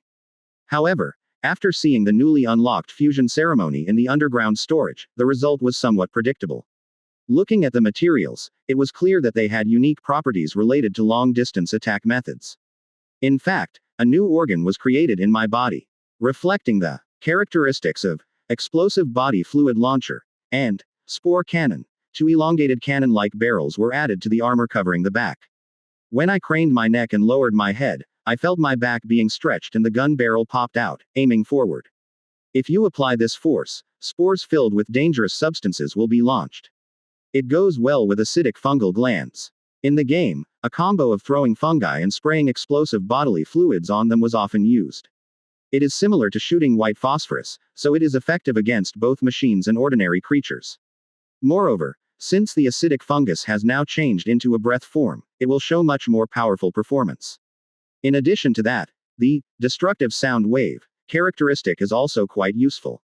Unlike the Inyanchung's paralyzing sound waves, this is an aggressive characteristic that destroys the opponent purely with sound waves. Although it has weaknesses such as low destructive power and difficult usage conditions, it can be said to be a general-purpose attack weapon that is equally effective against various types of enemies. For now, this is done. If you just complete these, you can immediately evolve into an adult, so what should you do? The remaining condition until adulthood is to obtain 2 more unique characteristics. If you utilize the system here, you can evolve right away. The problem is time. While opening the container, the communicator dropped by the mercenaries rang several times. It was a confirmation call from customers who had entrusted them with the task of protecting their items. The owners of the communicators all came out and went into No 26's stomach, so they'll come check for themselves. In other words, there was not much time left before an all-out war against the pirates of the fortress. Until now, whenever I used the Transcendence system to create unique characteristics, my body always went into a cocoon. There is a very high possibility that this will happen again, so I think we will have to postpone obtaining unique characteristics. I'll open the loot box later. After checking the text box, I turned my attention to number 26 and PS 111. Number 26 read my gaze and came bouncing towards me. Big baby, look. As he concentrated, the pink light covering his body became even darker. The tentacles coming out of the pink body began to wriggle and slowly change shape. After a while, one of the tentacles mutated into a completely different shape than before. All of the existing tentacles had sharp saw blades on the inside. On the other hand, the tentacle he had mutated now had 6 appendages that looked like mouths at the end. It looked very similar to the erosion tentacle I had. I'm just like the eldest baby. Right. Zuzuzu, yes. I answered in a casual manner, but in truth, my heart was not like that. Even though I had already seen it once before, I was surprised to see it again. Physical mutation. The food in the storage facility promoted significant growth for No. 26. First, body size actually increased dramatically. This is because the limit on the body size that can be grown has increased to a maximum of 25 meters. The skin also became significantly thicker, and the fins and tentacles became stronger than before. The body has been reduced to a small size now, but when it is increased to its maximum size, the appearance of a semi-raid level boss is clearly revealed. Tisk. Personally, I didn't think it was bad. However, number 26 was dissatisfied. To borrow a phrase from this guy, there is nothing that sparkles like a little baby. I comforted him by saying that it was still enough, but he seemed quite disappointed. He was depressed, crouching next to the container while I ate other food. I've never been so depressed before. If I were to be specific, it was similar to when I was first in the research vessel's test tube. So much so that I can't imagine showing off my new abilities in front of me like I am now. Seeing him depressed made me feel uncomfortable too. So, after much deliberation, I handed over the food I had originally planned to eat to him. The name of the food given to number 26 is Faceless. It is a carnivorous snail with hundreds of teeth, and is a rare creature with a characteristic called a mimic organ. As the name of the trait suggests, it can disguise its body as an object. It usually camouflages itself with geographical features such as trees or rocks, but when its prey approaches, it changes its body back to its original state and attacks. Before coming to this fortress, I was able to feast on the Faceless captured by pirates on the slave market planet, and thanks to that, I was able to complete the Herald of Chaos trait. Since the mimic engine itself is a useful trait, I was thinking that it would be nice to get it at least once in the future. Tisk. I liked it because it was on the archive list. Originally, I was going to eat Faceless right away regardless of No 26's sadness. If it weren't for a sudden thought. The sea demon had a camouflage-related trait. Sea demons have the ability to change their skin into a coral-like shape. It is so subtle that it is impossible to see with the naked eye and can only be seen using special detection equipment. It was often used during battle, making it difficult to attack. Anyway, with that thought in mind, I handed Faceless over to number 26 as a consolation and experiment. This is because, Unlike the game, I was hoping that I would gain new abilities. And my prediction was correct. No, I gained much more strength than I expected. As you can see, he was able to freely change the appearance of one tentacle. It was possible to not only change the size but also the internal structure. In fact, it was a change that could easily be called a mutation. For now, he can only change one tentacle. If the hundreds of tentacles he possesses change into different weapons or body organs, his combat power will skyrocket. If number 26 becomes stronger, it will also benefit me. I patted him to show that he had done well. Then it bounced in place and its body sparkled. He seemed quite happy to have gained a new ability after a long time. I hope you like it. PS 111 approached number 26, who was happy. Zuzu, your change isn't bad either. That's a valid point, but it didn't meet my expectations. As was the case before, PS 111 was surprisingly immature in applying the characteristics of living creatures. To be precise, the results of application are unpredictable. Significant results were obtained in cases of absorbing genetic samples or predating equipment. On the other hand, when eating a living creature, the body structure did not change completely as intended. Either there is a defect somewhere or it has changed to a form that falls far short of PS 111's expectations. It's still a success this time. There is one positive change that occurred in PS 111's body. Spines containing neurotoxin appeared on the carapace of all legs. If he wants, he can even fire poisonous thorns. It could be considered a useful body organ when subduing an enemy alive. Still, it seems unsatisfactory. Faceless was handed over to number 26, so there was nothing else I could give him. PS 111 knew that too, so he didn't ask for any other food from me. Still, I am encouraged by the evolution condition achieved number 26 and the growth of Heavenly Mother. I think this is the first time since I captured the Gorgon swarm that I have achieved this much success. It was worth coming to Kesha Arma on purpose. Anyway, Heavenly Mother is taking longer than I thought.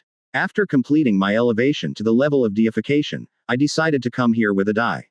Several hours had already passed and it seemed like it was taking longer than I thought as he didn't come. Let's wait one more hour and go, okay. While I was thinking that, my auxiliary organ sensed a change in the air. Somewhere far away from Area C, where we are, there is someone loitering near the entrance to the underground storage facility. Before entering the entrance, all the guards and mercenaries were eaten. So the owner of those footsteps is an outsider. You got caught. Since we couldn't contact the mercenary guards, it was clear that they were going to check on us. Soon the sound of small footsteps increased to dozens or hundreds. Zuzu, are you all full? Question mark. Yes, I'm full. The energy in my body is overcharged. Zuzu, good. My stomach was fully filled. Now is the time to get some moderate exercise. No biological activity detected nearby. It's okay to rush in. Good. Let's go in. The pirates entered the underground storage facility, led by androids equipped with thick armor and heavy frontal shields. Dozens of pirates were also heavily armed, but their faces showed signs of tension. Hey, is it true that the vice minister is screwed? AC, don't be such a dick. I came here because I heard Marcio Cartel was good, and what the hell is this? My younger brother went to the hospital and I can't contact him. Is this related to this? Oh my god. Do you know everything? Everyone shut up and stay alert. Despite the orders of the newly appointed executives, the morale of the pirates hardly improved. In particular, as soon as they entered the passage leading to Area A, their mood became much worse.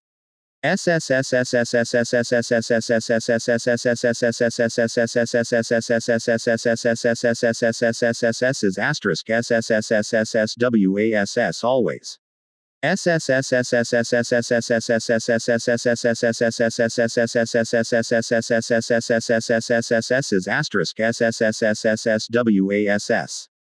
Outsiders were greeted by a 1-meter-thick double-shielded door that was so damaged that its original shape was no longer visible. The shape of the shield door looked like a torn wad of paper. Even the druggies commonly found in Kesha Arma would never imagine that the door to an underground storage room could look like that. What's more problematic is that there is a strong possibility that the person who made the shield door that way is inside the storage unit. The desire to escape crept into the hearts of all the pirates here, including the executives, but no one escaped. If you show any signs of running away from this place, the androids will turn you into a hive. The pirates swallowed their saliva and entered the passageway leading to the Area A security office through the broken shield door.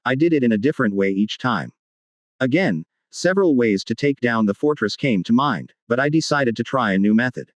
A way to utilize characteristics that did not exist in the game, that is, unique characteristics created using the Transcendence system. Strictly speaking, it's a method I tried once. With a semi-transparent text box displayed, I focused on the messenger of chaos and the mutant virus host, part of the special states of organic evolution. When the pirate slave market was destroyed. This is my first time trying a combination of the two characteristics. Since they are both powerful crowd control machines, they work well together. It was especially effective when dealing with multiple enemies.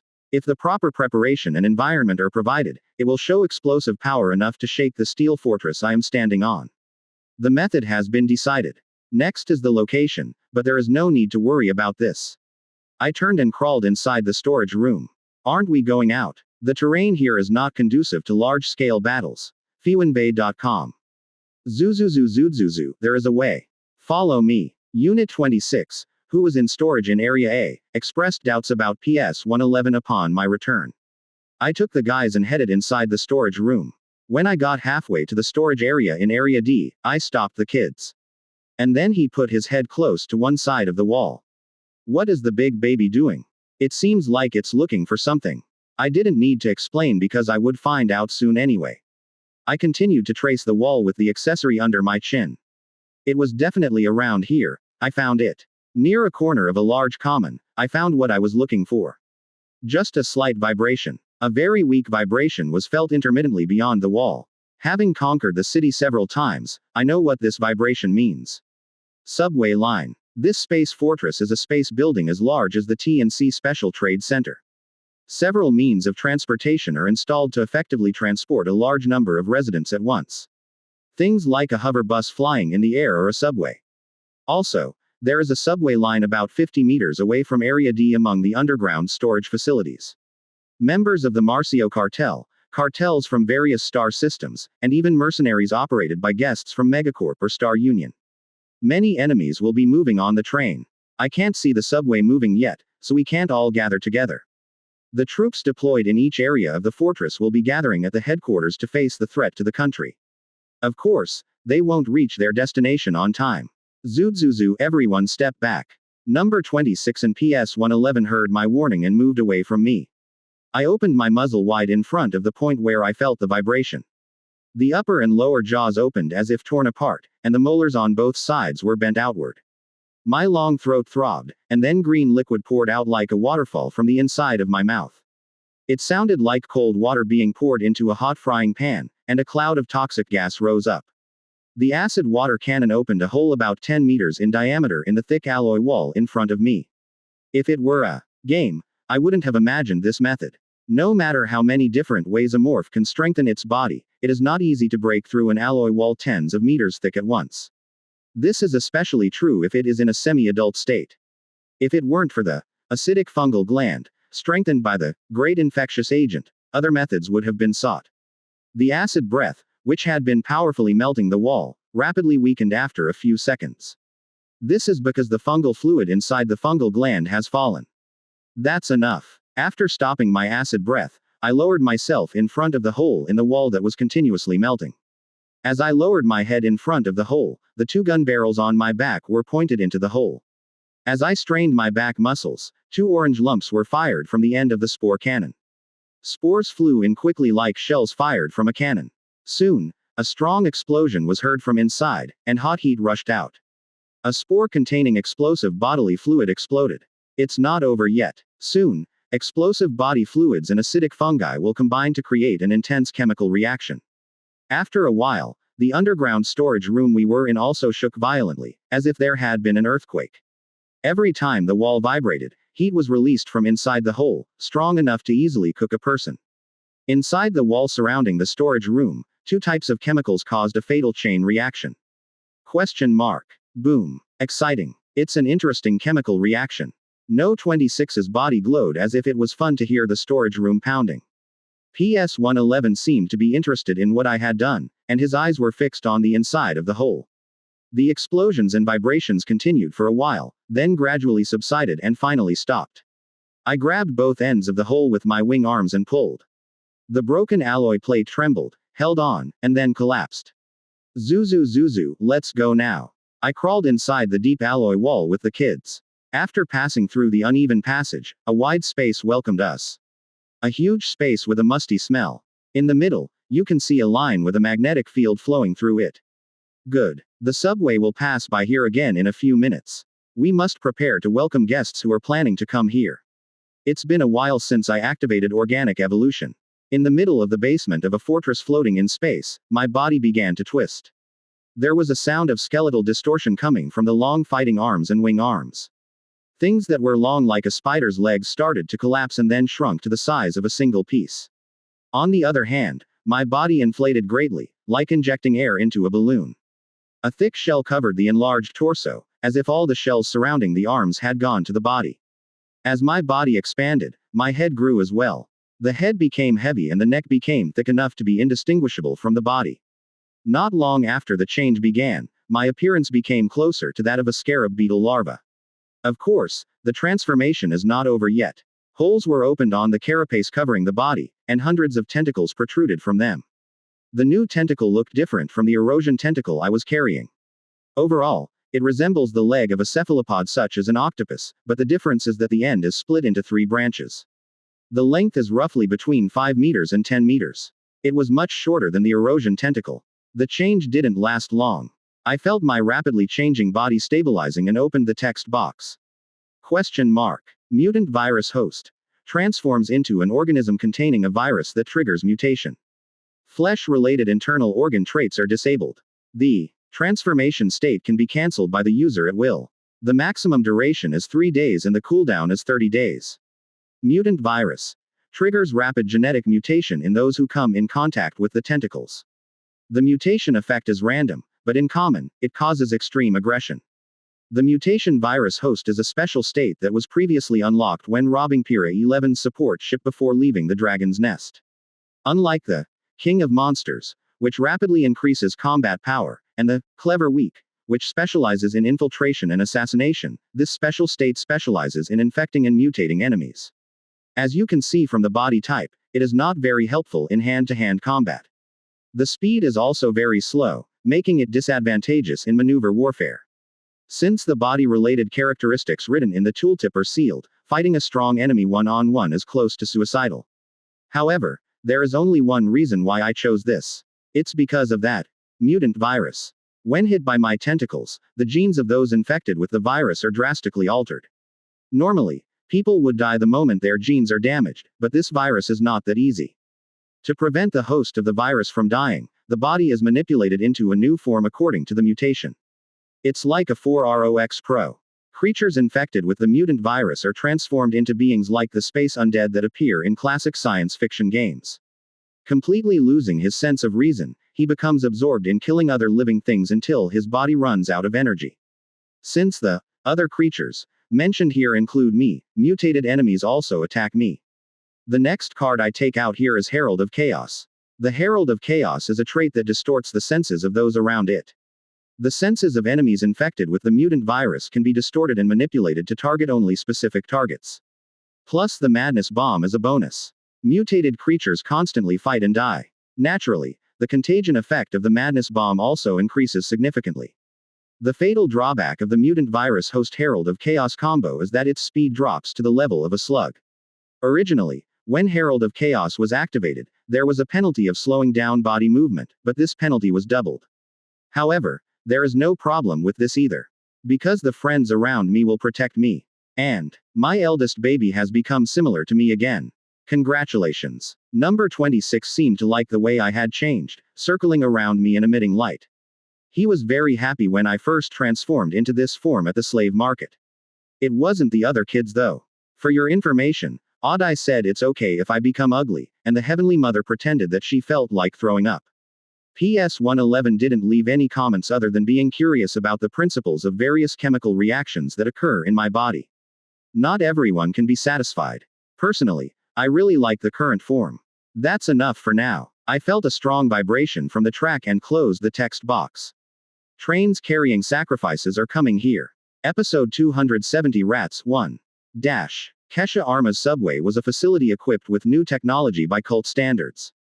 In general, cults prefer mobile facilities that move on the ground or in the air. Before becoming an empire that ruled the universe, they developed a civilization on a desert-type planet. So, I wasn't used to building something under sand. This aspect remained in the consciousness of the cult even after it became an empire. When maintaining various facilities such as the biodome-type colony orbital habitat, ground transportation methods such as hover buses and psychic trains were mainly used. Surprisingly, the change in the consciousness of these cults began when the empire began to fall. As the empire's territory shrank and economic problems became more frequent, the cult's thinking gradually changed. For example, existing structures need to be used more efficiently. Kesha Arma's subway was also a product of this change in consciousness. The cult's subway, which operates by using low-quality moon silver in a psychic power engine, was created to quickly transport equipment and mined minerals needed for planet mining. This is because the hover bus alone could not handle even one-third of the materials transported in a day. Although the fortress changed hands over time, the subway still functioned as the blood vessel of space facilities. Although it has changed from carrying tools to carrying people, what is the meaning of distinguishing between the two in the space age? The inside of the train was filled with pirates from each section. Since everyone had brought weapons, there wasn't enough room to find an opening like usual. Of course, just because there was plenty of space did not mean it was comfortable. The smell of sweat, alcohol, and drugs clung to the inside of the car. Naturally, the facial expressions of the pirates, who had to suck the foul-smelling cocktail into their bronchi, were not good. Hey, it's taking a long time. All those damn mercenaries go by bus or boat. Even from above, we don't put weaklings on the bus. What are you doing? It's too narrow, so don't fight. It'll be there in a few minutes anyway. Even while the pirates were muttering, the train was moving diligently. After a few minutes, they arrive at a military port near an underground storage facility. That time when everyone arrived at their destination and wanted to take a breath of fresh air. The entire train, which was moving with psychic power, shook greatly. Because of the recoil, all the pirates who were standing fell forward. Holy shit. The interior of the vehicle was completely ruined, including a person with a broken tooth after hitting a standing gun and an insect man being crushed by a heavy cyborg. The atmosphere, which was already not good, suddenly turned ugly. I think the vehicle has stopped. You haven't arrived yet, right? What happened? This subway, created by a cult, travels back and forth on a set track on its own without human control. It doesn't stop like this unless it runs out of fuel or there's a problem with the track. Someone please go out and check. Some of the pirates opened the vehicle's door and stuck their heads out to check. The light from the train softly illuminated the tracks laid in the underground passage. Are you okay? Are you going to look crazy like that? Go out and check. The cub. It's up to you. Sheesh. As the large cyborg pirate glared and threatened, the human pirate had no choice but to get out of the train. Pirates in a similar position approached him in another compartment. Have you found anything? I don't know. I'm out now too. This is the first time a train has broken down. After coming out for a moment, the human pirate took out an electronic cigarette from his pocket and put it in his mouth. As he sucked down the synthetic drug as hard as he could, the unrefined hallucinogen seeped into his lungs. His entire body trembled from the dizzying pleasure that invaded his brain cells.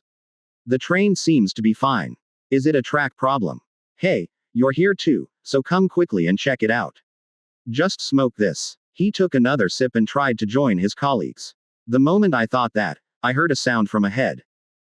His eyes were drawn to the tracks that ran straight ahead of the train. Single quote ellipsis single quote.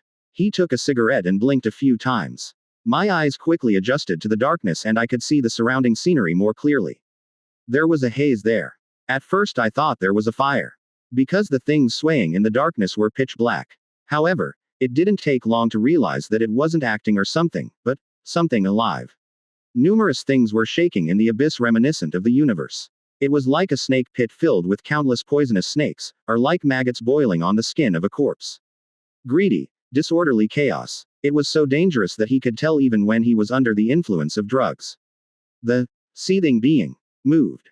The stem, which was like an aquatic plant swaying in the water, stretched out and snatched one of his companions who was in front of the train. What? The pirates looked puzzled when they saw their comrades disappearing in an instant. The colleague disappeared into the darkness and a pistol with a flashlight attached fell on the spot. As the pistol that fell to the floor made a dull noise, the pirates' expressions began to change suddenly. They opened their mouths and prepared to scream. However, the evil entity lurking in the darkness did not leave them alone. Dozens of stems with three-pronged ends came out and dragged away all of his companions. It took less than a few seconds for the colleagues who came out of the train to disappear. Quote. The human pirate's legs were shaking like a new recruit going into battle for the first time. He slowly backed away and got back on the train. What happened? You fixed it, right? What was the problem? He closed the door without answering. As he closed it, he picked up the electronic cigarette with trembling hands and took another deep drag. What's wrong with this weakling? What the fuck? Thanks to the drug from the cigarette, the truly human pirate could barely open his mouth. There's a monster outside. What? They took all the kids in the other compartment. When they heard those words, the expressions on the pirates' faces on the train became strange. Does this guy seem to have lost his taste? This isn't even an underground storage area, so what kind of monster is this? Anyway, I heard there are no normal people who drink drugs. The absurd pirates mocked him. At that time, the large cyborg pirate shouted in a loud voice. Hey, don't do this, let's just walk. It's not far from the destination anyway. After saying that, he held on to the car door with both hands. The human pirate who saw this was horrified and stopped him. If you open it, it won't. Keck. He kicked the human pirate and threw the car door wide open. As expected, there was nothing outside. The cyborg pirate, who believed this to be the case, raised the corners of his mouth. Look, you idiot. There's nothing. Before he could finish his sentence, something came out of the darkness and attacked him. Kiuik. Gigigigg. The being that attacked the cyborg pirate was a human whose ribs had grown abnormally and looked as if he had a mouth on his chest.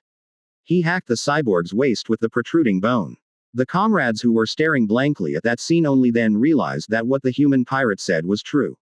As they was about to raise their weapons, the windows of the car broke and numerous black streams entered the train. Screaming gunshots, lights inside the car flickering uneasily. There, the human pirate held his head and prayed for this nightmare to end. After that, the screams that echoed through the underground passage did not last long. What filled the place was the heavy breathing of a horde of animals. Yes. It hasn't arrived yet. Yes. You want me to enter first? Oh no. We will enter immediately. Mercenaries brought by guests from Megacorp and numerous cartel pirates from Hulk mutant Kesha Arma were besieging the front of the cellar. Among them, the pirate who was in charge of communicating with the command center shut down his communicator. He wiped away his cold sweat and delivered orders from above to the representatives of each team. The higher-ups are telling us to start the operation. Our kids haven't arrived yet. I heard that the enemy is powerful. Isn't it for no reason that we enter separately and get destroyed individually? You said above that the priority is to understand the current condition of the item. I think it would be better to check first. The mercenary representatives sighed after hearing those words. I didn't like it, but they had no choice. If an item to be put up for auction is stolen, who will the owners of the product give a damn? They will definitely hold those who hired them to protect the product responsible. The owner of the mercenaries here is an agent hired by the upper class of Megacorp. I was afraid of the consequences if I treated them carelessly because they were third capital or mid-capital. I can't. It would be better for just a few people to rush in, check the items first, and then get out right away. After that, let's join the troops that arrived at the military port station and push forward. I can't help it. Let's do that. The representatives who made the decision returned to their respective teams. Searchers from each team gathered in one place and entered the underground storage room. I think I know why I couldn't contact you. Every time the search party took a step, the sound of sticky water filled the passage. It's not a leak. The entire passage they were walking through was covered in blood. The search party's expressions became extremely dark due to the strong smell of blood that paralyzed their noses. It was nonsense to expect things to be normal when the passage was like this. They went inside, trying to think of an excuse to make to their employer. After passing through the shattered security office, they arrived at the storage area in Area A. The item is fine. This way too. You didn't touch this place. That's a good thing. Contrary to concerns, the container carrying luxury goods and valuable documents was intact. The scattered mercenaries breathed a sigh of relief after confirming that there was no damage to the items their master had brought with them. Why is this okay? Weren't you targeting valuables? Let's check inside first. We're moving, so everyone gather together. The scattered mercenaries gathered together again to move to the next area. Just as they were about to leave, Mercenary Wolf raised his hand. What's the matter? What do you hear? Sound. Someone is coming. After hearing Rat-Headed Wolf's words, the entire search party took up their weapons. Wolf continued to prick his big ears and then looked in one direction. Quote question mark exclamation mark quote. What is that? What emerged from the darkness was something walking on 2 feet. It had an abnormally developed right arm and was walking towards the search party wearing tattered reinforced clothing. Failed Hulk mutant. No way. I've seen defective products, but they didn't look like that. It looks terrible. No matter how I looked at the approaching being, it didn't look like I could communicate with him. One of the mercenaries shot him with a Gauss rifle. Gigigigig. The guy with half of his head shattered fell backwards.